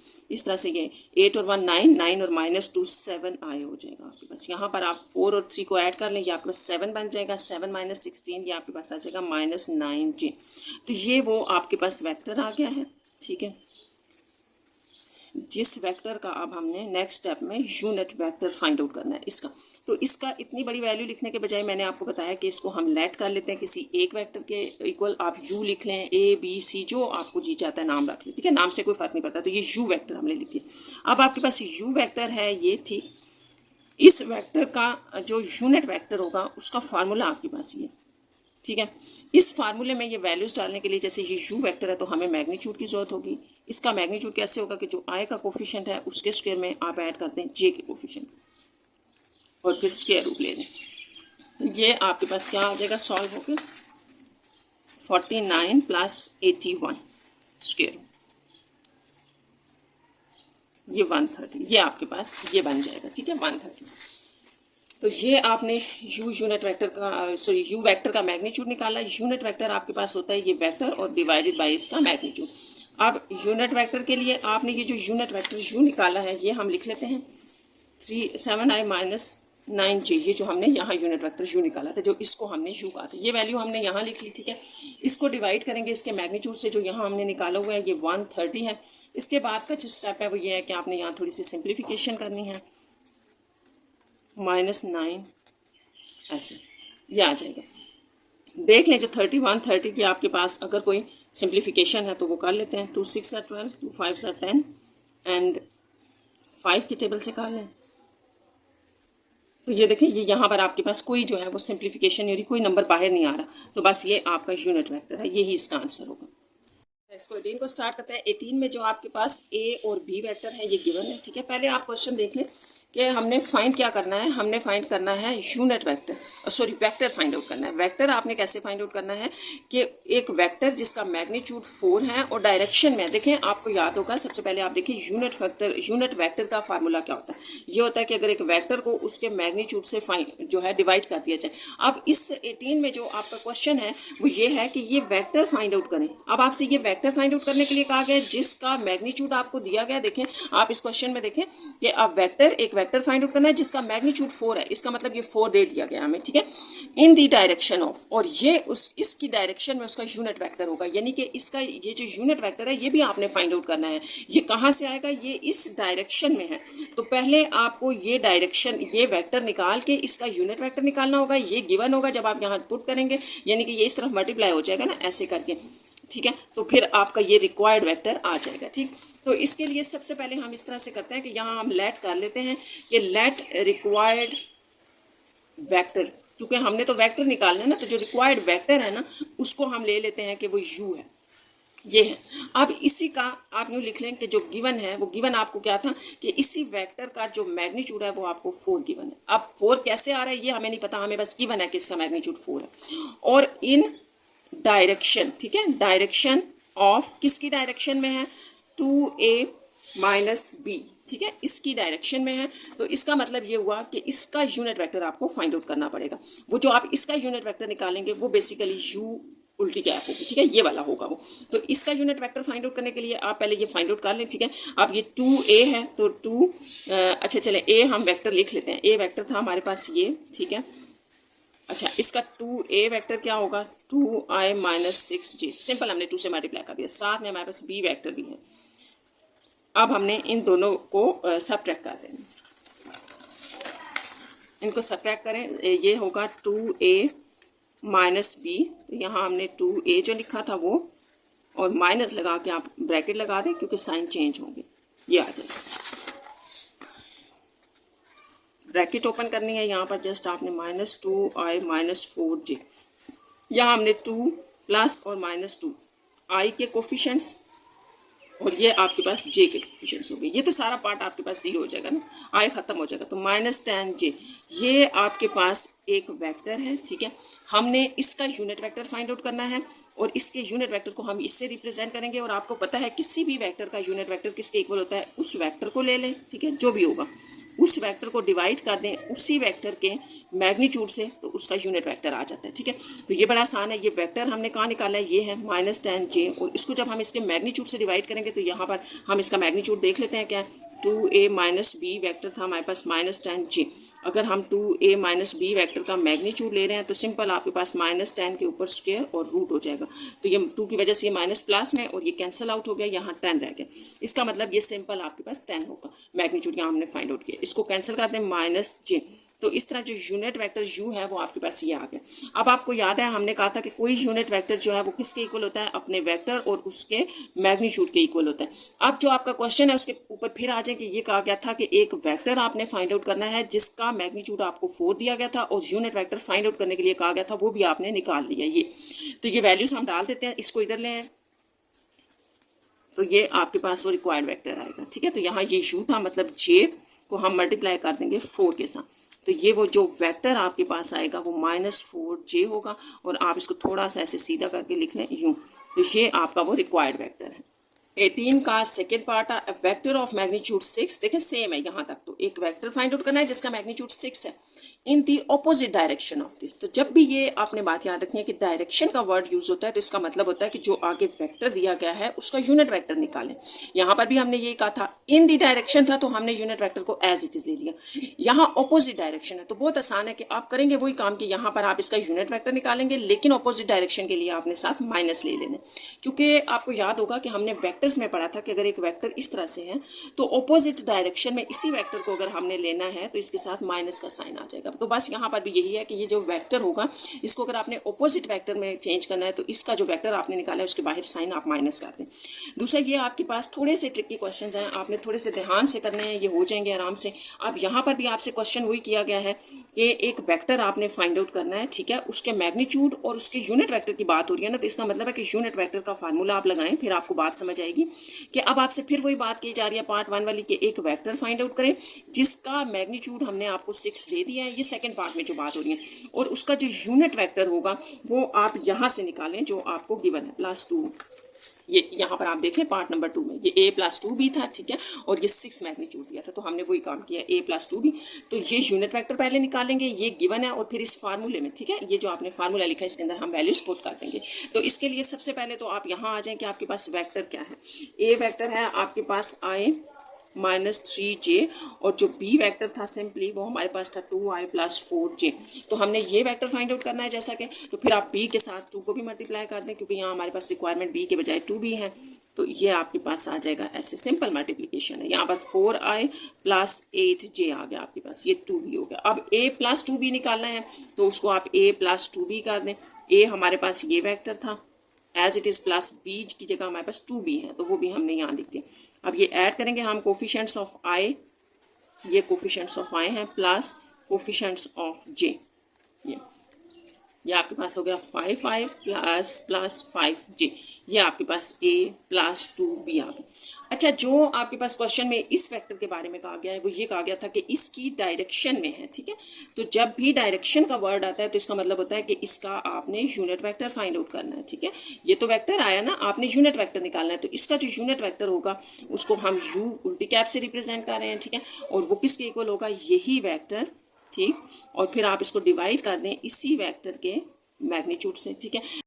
अच्छा, ये जो है वो आपके यूनिट वेक्टर का फार्मूला है। तो सबसे पहले हम यूनिट वेक्टर फाइंड आउट कर लेते हैं क्योंकि हमने फाइंड आउट बेसिकली वेक्टर करना है, ठीक है। ये हमने यहाँ ऊपर देखा था कि हमने वेक्टर फाइंड आउट करना है, तो इसके लिए ये चीज़ आपको गिवन है क्वेश्चन में और ये यूनिट वेक्टर आपने निकाल लिया है, तो इसकी भी वैल्यू फाइंड आउट कर लेते हैं। इसकी वैल्यू के लिए देखें ये जो यूनिट वेक्टर है आपके पास यहाँ कर लेते हैं a + 2b, ये जो वेक्टर आपने निकाला है यहाँ ऊपर, ठीक है, 5i प्लस 5j, इसका आपने यूनिट वेक्टर फाइंड आउट करना है, ठीक है। इस वेक्टर का आपने यूनिट वेक्टर फाइंड आउट करना है। तो ये होता है स्क्वायर रूट लगाते हैं 5 का स्क्वायर, आई कंपोनेंट का स्क्वायर और प्लस j कंपोनेंट का। तो ये 25 प्लस 25 आ जाएगा जो कि आपको 50 रूट देगा। और 50 को जो है ना वो आप स्टूडेंट्स याद रखना है 5√2 भी कहते हैं, ठीक है। ये यहाँ पर जो हम करते हैं ना सिंप्लीफिकेशन के यूँ कर लें 2 5 10 और ये यहाँ से बाहर आ जाएगा, ठीक है, रूट से। ये जो आप इनके प्राइम फैक्टर्स निकालते हैं ये उससे किया हमने। तो अब यहाँ पर ये वैल्यूज़ लगा लेते हैं और फिर देखते हैं हमारा यूनिट वेक्टर क्या है। तो ये तो आपका वेक्टर है एग्जैक्टली 5i प्लस 5j और डिवाइडेड बाय इट्स मैग्नीट्यूड, ये आपके पास इसका मैग्नीट्यूड आ गया, ठीक है। इसको थोड़ा सा और हम सिंप्लीफाई कर लेते हैं।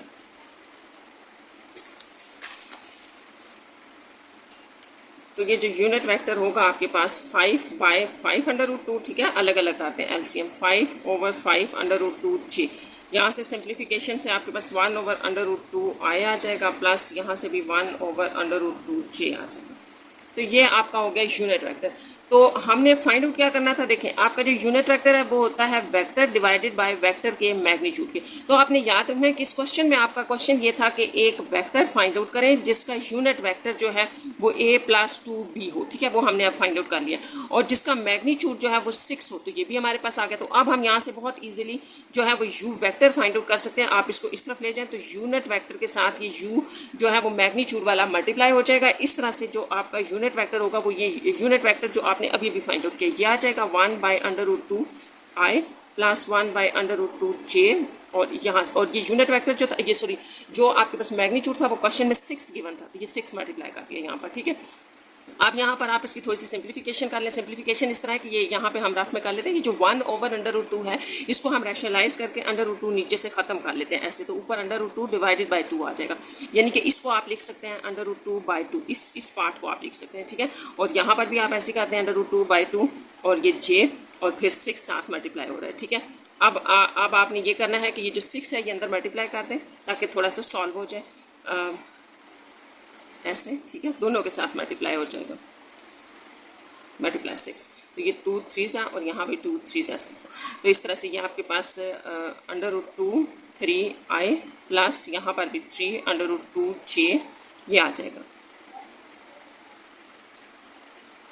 अच्छा स्टूडेंट्स, यहाँ पर एक छोटी सी मिस्टेक है, उसको ठीक कर ले। देखिए ये जो आपका यूनिट वेक्टर था ना, डायरेक्शन की बात की थी और मैंने आपको बताया था वो हमेशा यूनिट वेक्टर होता है। तो जो यूनिट वेक्टर था ये ऑपोजिट था। ऑपोजिट का मतलब ये था कि यहाँ पर बस थोड़ा सा आप ऐड कर लें कि ये जो आपने यूनिट वेक्टर लिया था इसके साथ आपने माइनस भी लेना था क्योंकि ये ऑपोजिट हमें गिवन था।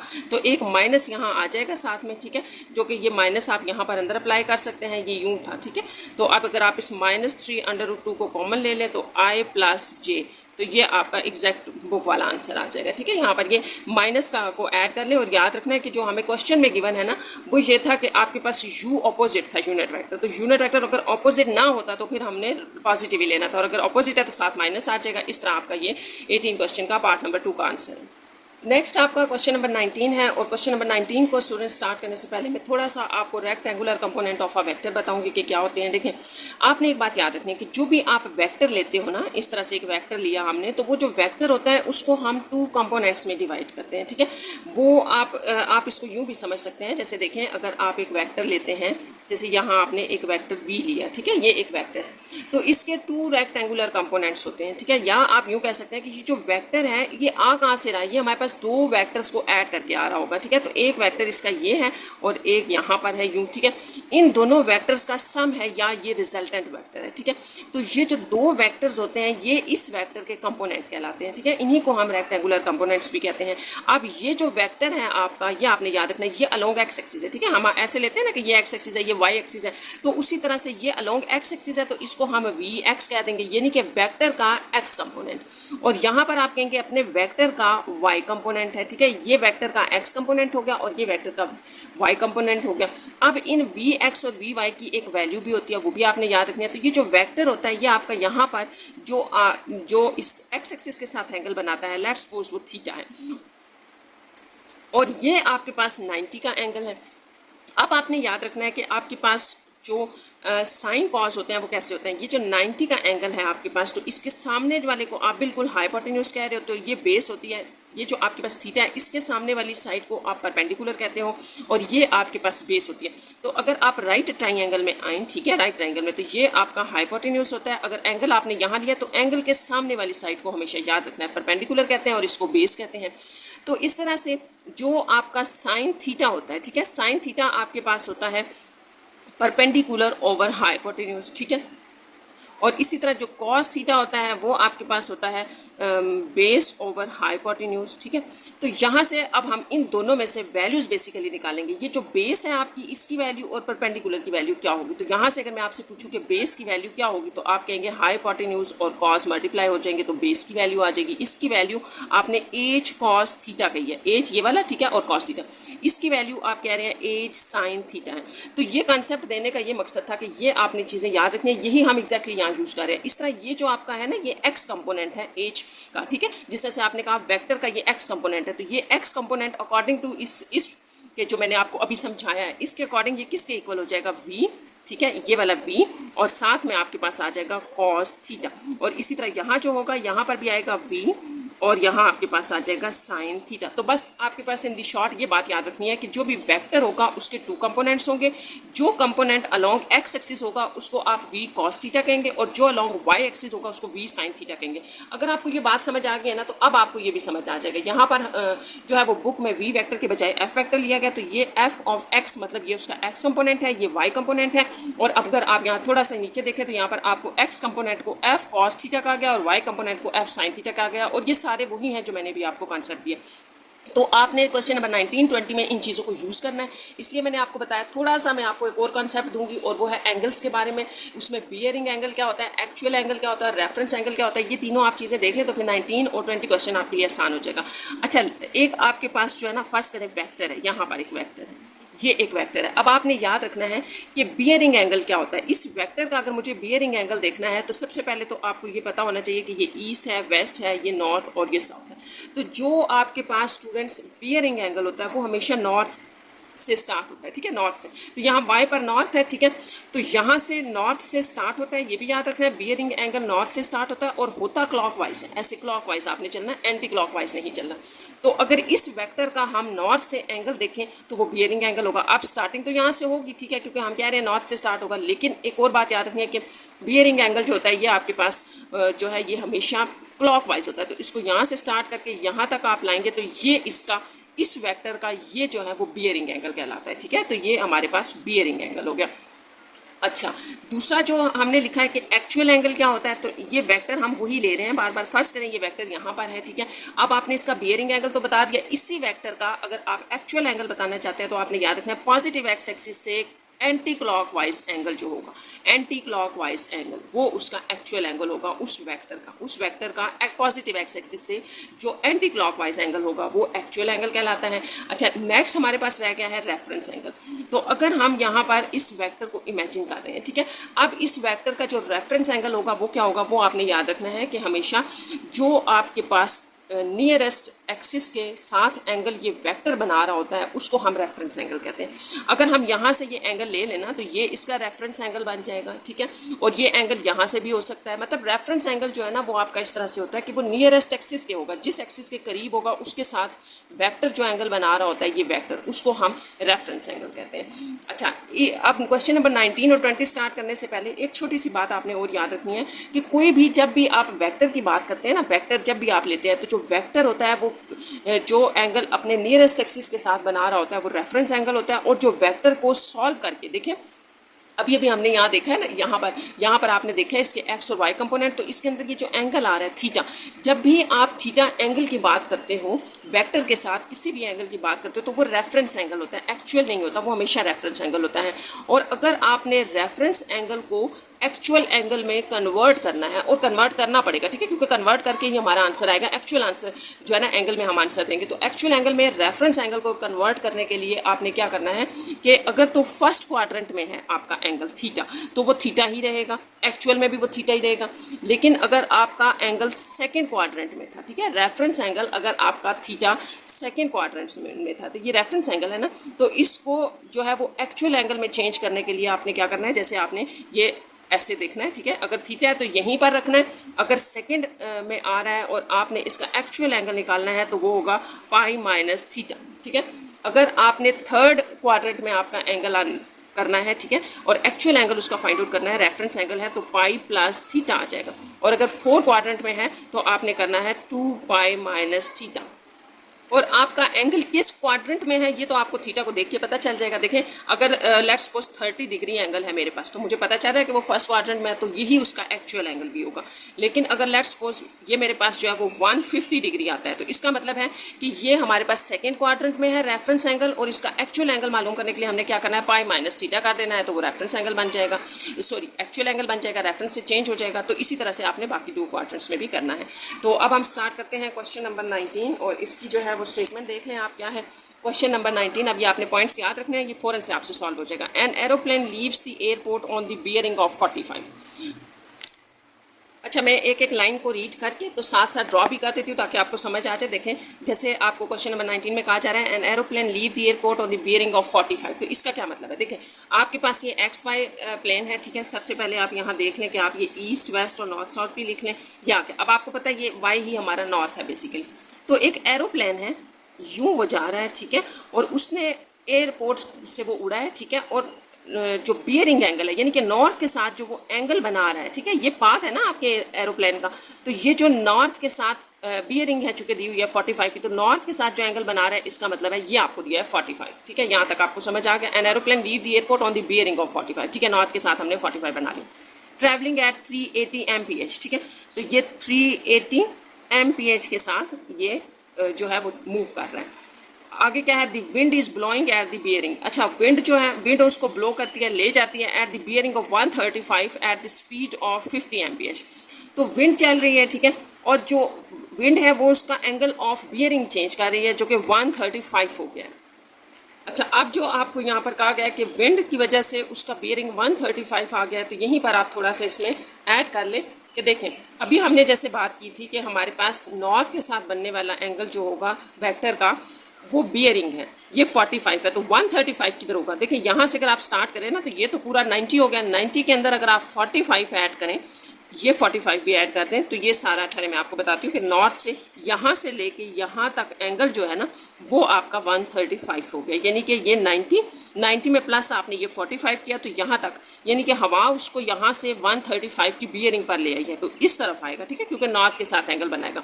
तो अब यहाँ पर आ गया है वो, और साथ में जो है आप उसकी स्पीड जो है, जाहिर है स्पीड पे भी फ़र्क पड़ेगा हवा से, तो वो 50 mph हो गई है इस जगह पर आके। तो यहाँ पर आप इनको 2 वेक्टर से मैचिंग करें, इसको v1 कह लें, ठीक है, ये v1 वेक्टर था और ये हमारे पास v2 वेक्टर है। अब आप नेक्स्ट पार्ट की तरफ चलें कि आपसे क्या पूछा जा रहा है, what is the actual velocity of the airplane, ठीक है। अब जो आपके पास एक्चुअल वेलोसिटी है एरोप्लेन की वो आपने फाइंड आउट करनी है। तो एक्चुअल वेलोसिटी आपने यहाँ पर बिल्कुल उसी तरह से स्टूडेंट्स फाइंड आउट करनी है जैसे हम जो है वो एक वेक्टर की फाइंड आउट करते हैं कि उसके ये 2 वेक्टर्स होंगे, इनको हम ऐड करेंगे, यानी कि एक्चुअल वेलोसिटी जो होगी ना आपके पास, ये आपके पास होगी एक्चुअल वेलोसिटी, ठीक है। एक्चुअल वेलोसिटी जो है वो क्या हो जाएगी, v is equal to v1, एक ये वाली आपके पास ऐड हो जाएगी और एक ये v2, ये दोनों। तो ये दोनों आपने कैसे फाइंड आउट करने हैं, सबसे पहले देखिए यहाँ v1 कंपोनेंट्स निकालने के लिए हम अलग अलग इसकी डायग्राम बना लेते हैं, ठीक है। ये v1 था आपके पास, ये 380 से मूव कर रहा है, ठीक है, और यहाँ पर आपके पास 45 एंगल था। अच्छा, अब आपने करना ये है कि जैसे मैंने आपको बताया था कि जो वेक्टर भी हैं इसको इसके x और y कंपोनेंट्स में डिवाइड करना। तो ये वेक्टर है, यूँ ले लें। अब ये जो अलोंग x एक्सिस है तो इसका v1 का ये x कंपोनेंट है और ये v1 का y कंपोनेंट है, ठीक है। अब आपको याद होगा कि ये जो x कंपोनेंट है इसकी वैल्यू हमने क्या बताई थी, ये v1, ठीक है, जो वैल्यू होगी इसकी v1 की, जैसे ये वाली वैल्यू है, ये वैल्यू आ जाएगी और साथ cos थीटा, और इसकी वैल्यू भी यही v1 होगा, ठीक है, ये इसकी वैल्यू आ जाएगी और साथ में आपके पास sin थीटा आ जाएगा। तो ये आपने v1 और v1 के x और y कंपोनेंट्स लिखे। इस तरह से आप v1 वेक्टर को जो है वो लिख लेंगे। आपने बेसिकली करना क्या है, v1 को भी कंपोनेंट्स में डिवाइड करना है, v2 को भी, इन दोनों को निकाल के और ऐड करके इसमें हमने फाइंड आउट कर लेना है। तो अब आप देखें जो आपके पास ये v1 cos थीटा है तो ये क्या बनेगा 380, क्योंकि यही इसकी वैल्यू थी 380, और साथ में cos थीटा। थीटा अब आपके पास क्या होगा, देखिए ये तो आपने कहा है ना कि इसका बियरिंग एंगल 45 है, तो आपने तो एक्चुअल एंगल यहाँ डालना है ना, तो एक्चुअल एंगल क्या होगा, ये रिमेनिंग भी आपके पास 45 होगा, क्योंकि देखें ये जो टोटल आपके पास है ना ये 90 है, अगर ये 45 है तो ये भी 45 है, तो हमने अब ये एक्चुअल एंगल यहाँ लिखना है 45। इसी तरह V1 साइन थीटा क्या होगा आपके पास, वो भी 380 और साइन 45 हो जाएगा। इस तरह यहाँ आप इन दोनों कंपोनेंट्स को डालें तो ये कॉस वाला पहले कंपोनेंट आता है, ठीक है। इसको हम यहाँ लिखेंगे कि 380 कॉस 45 कोमा 380 साइन 45। तो ये आपने याद रखना कि किसी भी वेक्टर को जब इसके कंपोनेंट की फॉर्म में लिखते हैं तो इसका जो एक्स कंपोनेंट होता है वो पहले आता है, वाई कंपोनेंट बाद में आता है। तो ये आपके पास आ गए। अच्छा, अब इनको हम सॉल्व कर लेते हैं। इस तरह ये V1 वेक्टर आपके पास आ जाएगा। अब सॉल्व ये करना है कि आपने देखना है cos 45 जो आपके पास आ रहा है इसको मल्टीप्लाई कर दें 380 से। तो मेरे पास स्टूडेंट्स जो आंसर आ रहा है वो मैं लिख देती हूँ, ये है 268.7 ये आ रहा है, ठीक है। और इसको भी सॉल्व करें और इसका भी आंसर जो है वो मेरे पास सेम आ रहा है 268.7। तो ये आपका V1 आ गया। अब हमने V2 वेक्टर फाइंड आउट करना है तो उसकी भी डायग्राम बना ले। पहले ये याद रखें, ये नॉर्थ था, हमारा सेकेंड वेक्टर V2 यहाँ पर था, ठीक है। और ये 50 की स्पीड से जा रहा था और ये जो नॉर्थ के साथ बियरिंग एंगल था ये 135 डिग्री था, ये भी याद रखें। अब अगर आपने देखें इसके कंपोनेंट्स बनाने हैं तो इसके कंपोनेंट्स अगर हम इस तरह से ले लें तो आपने याद रखना है कि ये देखें ये 90 का एंगल बन रहा है ना यहाँ पर, तो यहाँ पर जो आपके पास एंगल बनेगा ये वाला एंगल, ठीक है, ये एंगल आपके पास 45 का है। ये मैंने आपको यहाँ पर बताया था कि देखें यहाँ जब आपने 135 का एंगल कहा था ना बियरिंग एंगल, तो ये पूरा 90 था, 90 में हमने 45 ऐड किया था, तो ये हमारे पास V2 का 135 एंगल बन गया था, ठीक है। तो यहाँ पर एक तरीका तो ये है कि आप ये -45 एंगल ले लें और इसको एक्स और वाई कंपोनेंट ले लें। लेकिन अगर आपने इस वेक्टर को इस तरफ करना है, इसके कंपोनेंट्स में divides, it's up to you कि आप इस तरफ इसके कंपोनेंट्स ले रहे हैं या इस तरफ।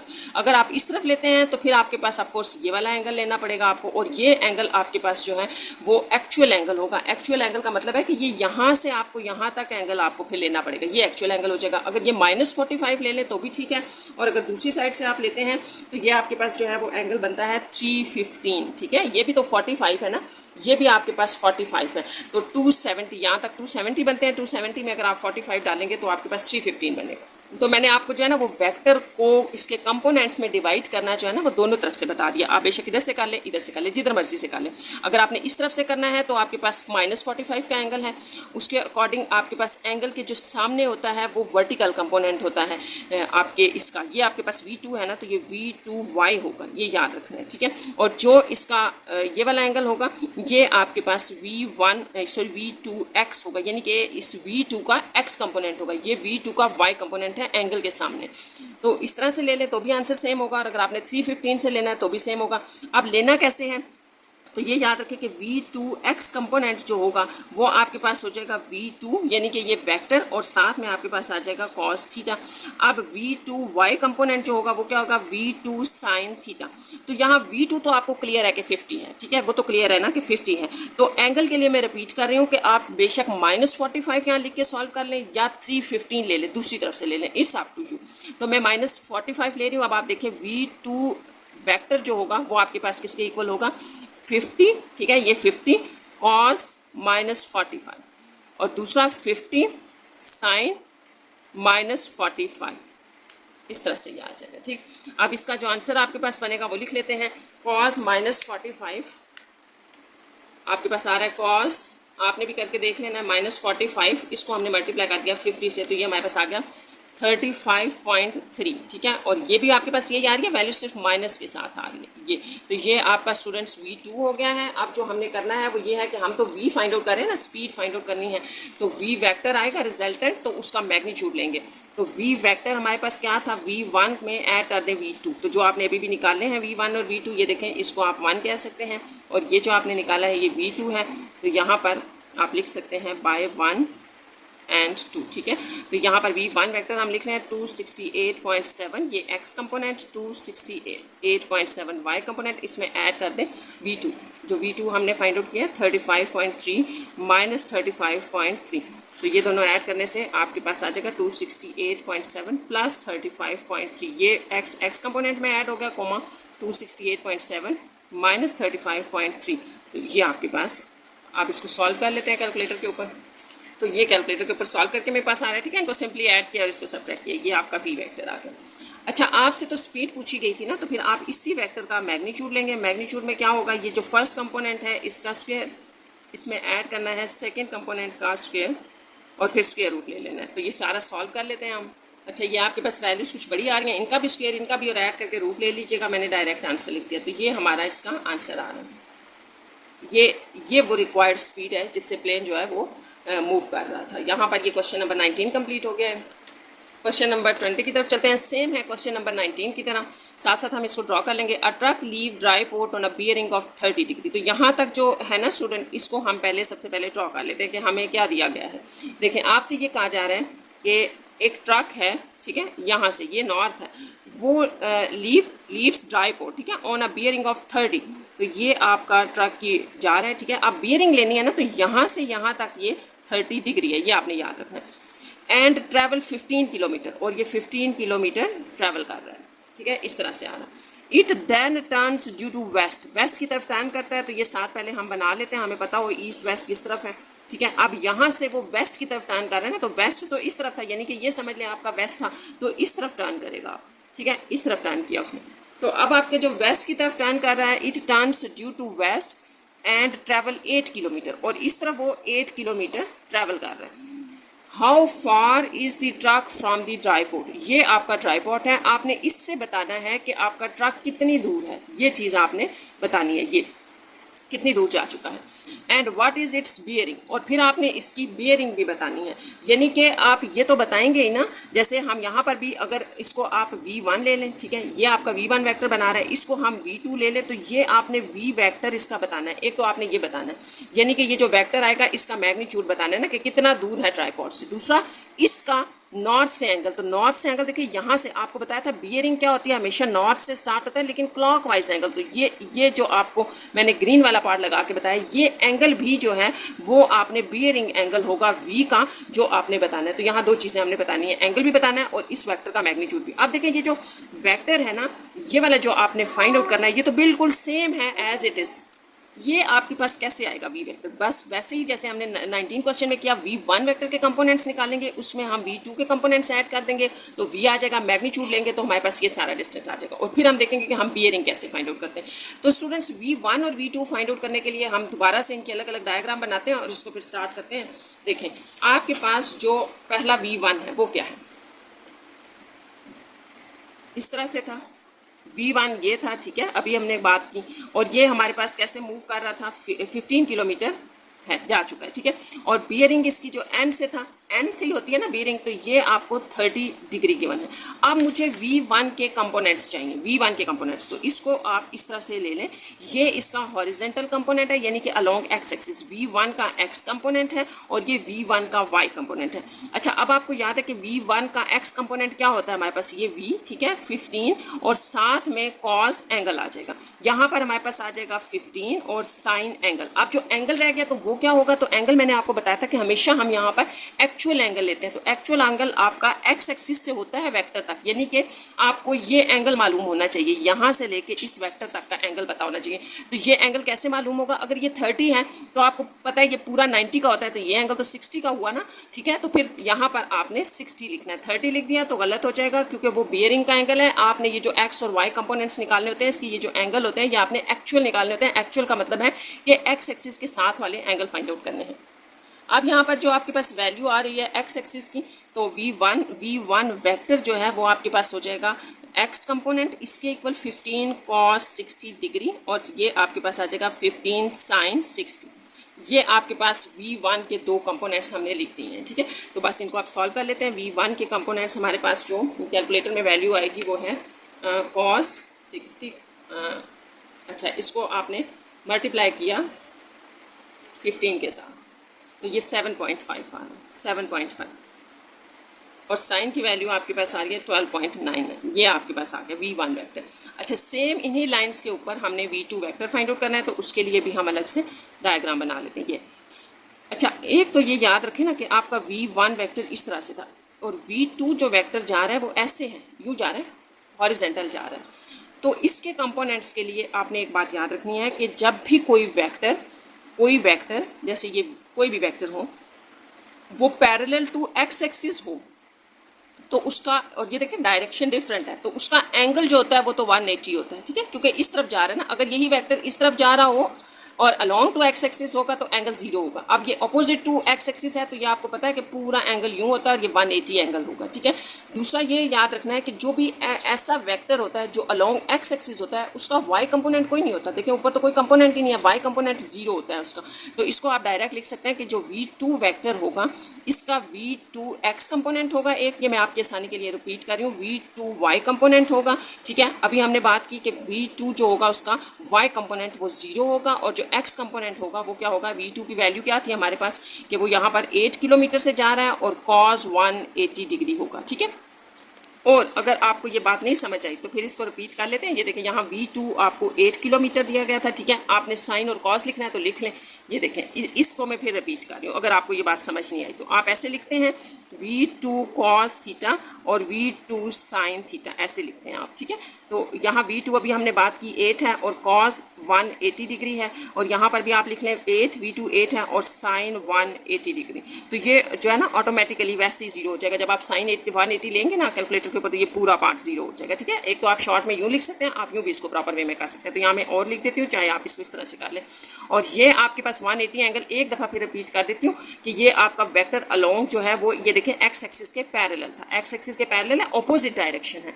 तो एक्स एक्सिस के पैरेलल अगर कोई वेक्टर हो ना, जैसे इसके ऊपर ही लेट्स सपोज के हमारे पास एक वेक्टर है वो एक्स एक्सिस के ऊपर ही है, ठीक है, तो उसका एंगल क्या होगा, एंगल उसका 0 होगा। लेकिन अगर एक वेक्टर एक्स एक्सिस के ऊपर है लेकिन उसकी डायरेक्शन इस तरफ है तो उसका एंगल 180 होता है, ये याद रखना है। तो इसलिए हमने ये वेक्टर 180 ये वेक्टर जो है वो एक्स एक्सिस के पैरेलल है और ऑपोजिट डायरेक्शन पे है, इसलिए हमने इसका एंगल 180 ले लिया। तो 180 cos 180 आपको -1 देता है, ये -8 आ जाएगा। इसको आपने कैलकुलेटर पे कर लेना। ये v2 वेक्टर आपके पास आ गया, ये v2 के कंपोनेंट्स हो गए, ठीक है। और यहाँ पर हमने ऊपर फाइंड आउट किए थे v1 के कंपोनेंट्स। तो अब इन दोनों को हम करेंगे ऐड, तो हमारे पास v वेक्टर आ जाएगा। देखें अब जो आपके पास v वेक्टर आपकी रिक्वायरमेंट थी वो क्या था, v1 vector plus v2 vector के कंपोनेंट्स। तो v1 के जो कंपोनेंट्स हैं फ्रॉम 1 वो ये थे, और प्लस कर दें इसमें v2 के कंपोनेंट्स तो -8 और 0। अब इनको सॉल्व करें तो ये आपके पास -0.5 आ जाएगा। ये दोनों देखें x के कंपोनेंट्स x में सॉल्व होंगे, y के y, तो 12.99 आ जाएगा। तो ये आपका v वेक्टर है, ठीक है। अब ये v वेक्टर है जिसका ये x कंपोनेंट है और ये y कंपोनेंट है, याद रखना। लेकिन हमें v वेक्टर का बताना था कि v वेक्टर जो है आपका ट्रक बेसिकली ट्राइपोड से कितना दूर है, तो वो मैग्नीट्यूड होता है। तो फर्स्ट कंपोनेंट जो है x कंपोनेंट उसका स्क्वायर, उसमें ऐड कर दें सेकेंड y कंपोनेंट का स्क्वायर और रूट ले लें, तो ये आपके पास उसका मैग्नीट्यूड आ जाएगा। तो ये सारा मैं सॉल्व करके लिख देती हूँ। तो अगर आप इसका स्क्वायर लेके ऐड करके रूट ले रहे हैं तो ये 12.99 मेरे पास आ रहा है, ठीक है, जो कि अप्रॉक्सीमेटली आप 13 किलोमीटर भी कह सकते हैं। ये आपके पास v वेक्टर का वो डिस्टेंस आ गया। तो अब आप आ जाएँ पीछे अपने क्वेश्चन पर। याद करना है हमने कि रिकॉल करें, हमने फाइंड आउट क्या करना था। तो स्टूडेंट्स देखें यहाँ आ जाएँ, हमने फाइंड आउट ये करना था कि इस वेक्टर का ड्राई पोर्ट से ये जो हमारे पास ट्रक की का था, ये पॉइंट था ट्रक का, ये डिस्टेंस बताना था। तो ये हमारे पास आ चुका है 13 किलोमीटर। अब हमने इसी वेक्टर का बियरिंग भी बताना है, और बियरिंग आपका इस तरह से बनता है, ठीक है। अच्छा, बियरिंग बताने के लिए आपने एक बात याद रखनी है, और वो ये है कि देखें ये यहाँ से यहाँ तक 90, फिर यहाँ से यहाँ तक 90 और ये 90, यानी कि यहाँ तक तो आपको क्लियर है ना कि अगर आपका यहाँ से लेके यहाँ तक आता है एंगल तो ये आपको पता है ये 270 है। अब ये तो 270 है, अगर मैं उसमें ये वाला एंगल कहीं से ले आऊँ और ऐड कर दूँ तो हमारे पास बियरिंग आ जाएगी, ठीक है। तो ये एंगल सिर्फ मालूम कर लें, इस एंगल में हमने 270 ऐड करने हैं, क्योंकि ये सारा एंगल हमने बताना है। यहाँ तक हमें नोन है, पता है कि ये 270 है, क्योंकि एक क्वाड्रेंट 90 का, दूसरा 90 का, तीसरा 90 का, तो ये 270 हो गया 390। अब ये एंगल कैसे आपने मालूम करना है, तो इसके लिए आपने स्टूडेंट्स याद रखना है कि अगर आपके पास लेट्स सपोज देखें अगर कोई वेक्टर है ये, ठीक है, इस वेक्टर का आपसे ये कहा जाए ये एंगल मालूम करें। ये एंगल आप कैसे मालूम करेंगे, ठीक है। कोई भी वेक्टर है उसका एक्स एक्सिस या वाई एक्सिस से एंगल अगर आपने मालूम करना हो तो कैसे मालूम करेंगे। इसमें हमेशा हमने tan थीटा लेना है, ठीक है। ये tan थीटा होगा इसका, और ये किसके इक्वल होगा, इसी वेक्टर के x कंपोनेंट और y कंपोनेंट, यानी कि y कंपोनेंट को यहाँ पर आप लिखेंगे इसके y कंपोनेंट को डिवाइड कर देंगे x कंपोनेंट से, तो ये आपके पास tan थीटा बनेगा। और यहाँ से जब आप थीटा लेंगे तो वो tan इनवर्स होके जब आएगा ना x और y कंपोनेंट्स के साथ, तो ये एंगल आ जाएगा। अच्छा, अगर आपको ये बात समझ आ गई है तो हमने अब ये देखना है कि ये जो वेक्टर है इसका एंगल फाइंड आउट करना है, और वो एंगल जो है वो नियरेस्ट जो है वो एक्सिस से होगा थीटा। ठीक है, तो ये थीटा कैसे फाइंड आउट करेंगे हम, इस वेक्टर के एक्स और वाई कंपोनेंट को डिवाइड करने से। तो चलिए स्टार्ट करते हैं। जैसे देखें, अब आप जो एंगल फाइंड आउट करने जा रहे हैं तो वो tan थीटा है। ठीक है, tan थीटा आपके पास क्या होगा कि आपने वाई कंपोनेंट को डिवाइड करना है एक्स कंपोनेंट्स के साथ, और किसके कंपोनेंट को, v के कंपोनेंट्स लेने हैं। v के कंपोनेंट्स आपके पास कहाँ हैं, ये आपने ये वेक्टर फाइंड आउट किया है ये। ठीक है, तो ये जो है वो आपके v का x कंपोनेंट है, ये याद रखना, और ये आपके v का जो है वो y कंपोनेंट है। तो ये कंपोनेंट आप एक दूसरे से डिवाइड करेंगे तो थीटा एंगल आ जाएगा वेक्टर का। तो इस v वेक्टर का जो y कंपोनेंट है वो 12.9 है, 99 divided by x component minus 0.5 है। ठीक है, यहाँ आपके पास आ जाएगा tan थीटा। ठीक है, आप माइनस बेशक ना लगाएं साथ, क्योंकि हम एंगल देख रहे हैं ना, तो फिर ये माइनस मैं आपको बताऊंगी कि माइनस बेसिकली क्या है, अभी आप ना लगाएं, ये आ जाएगा। ठीक है, अब आपने यहाँ से जो थीटा लेना है तो वो आ जाएगा tan इनवर्स, और ये वैल्यू 12.99 डिवाइडेड बाय 0.5। तो इसको आपने कैलकुलेटर के ऊपर करना है। ये आपके पास आ जाएगा, सबसे पहले 12.99 को आप डिवाइड कर लें 0.5 से, तो ये tan इनवर्स 25.98 आ रहा है मेरे पास। आपने भी चेक कर लेना है। अब इसका जब आप tan इनवर्स लेंगे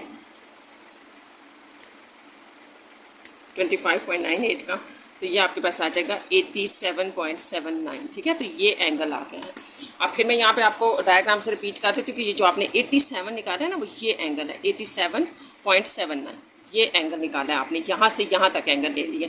और जो साइन माइनस का था वो भी मैं आपको बता देती हूँ। देखो, आपने एक्स कंपोनेंट उसका माइनस में लिया है। ठीक है, उस वेक्टर का, ये देखें, इस वेक्टर का जो एक्स कंपोनेंट है वो नेगेटिव है, तो वो यहाँ से आपको पता चल रहा है ना कि ये जो वेक्टर है ये एक्स वाली साइड पर नेगेटिव है और वाई वाली साइड इसकी पॉजिटिव है। तो ये सिर्फ आपको यहाँ पर ये बता रहे हैं कि एक्स उसका नेगेटिव था, वाई पॉजिटिव था, तो एंगल के लिए माइनस साइन आप बेशक ना दीजिए, आ गया। अब आपने जो बियरिंग एंगल फाइंड आउट करना है, और बियरिंग एंगल ऑफ वाई है। ठीक है, इस वाई वेक्टर का बियरिंग एंगल था, तो वो क्या हो जाएगा, ये मैंने आपको बताया था कि 270 में आप ये एंगल ऐड करेंगे, तो ये आपके पास बन रहा है प्लस 270 ऐड कर दें तो ये 270 प्लस 87.79, तो ये आपके पास बन रहा है 357.79, ये आपके पास बियरिंग एंगल बन रहा है। ठीक है, तो ये आपके पास बिल्कुल करेक्ट आंसर है, बुक से थोड़ा डिफरेंट है, लेकिन यही आपके पास इस मेथड से फाइंड आउट होगा। मैं बस थोड़ा सा ये रिपीट कर देती हूँ कि ये 270 कैसे था, ये मैंने आपको बताया था कि इस वेक्टर का हमने बियरिंग एंगल निकालना है, और वो ये ग्रीन वाली लाइन सारी एंगल था। ठीक है, तो फर्स्ट क्वाड्रेंट, सेकंड और थर्ड, यहाँ पर हमारे पास 270 बना था, 270 में हमने ये वेक्टर से एंगल निकाल के ऐड किया, तो ये हमारे पास आंसर आ गया। यहाँ आपकी 7.1 स्टूडेंट्स कंप्लीट हो गई है। तो आपका कोई क्वेश्चन वगैरह हो तो आप कमेंट्स बॉक्स में ज़रूर कमेंट किया करें।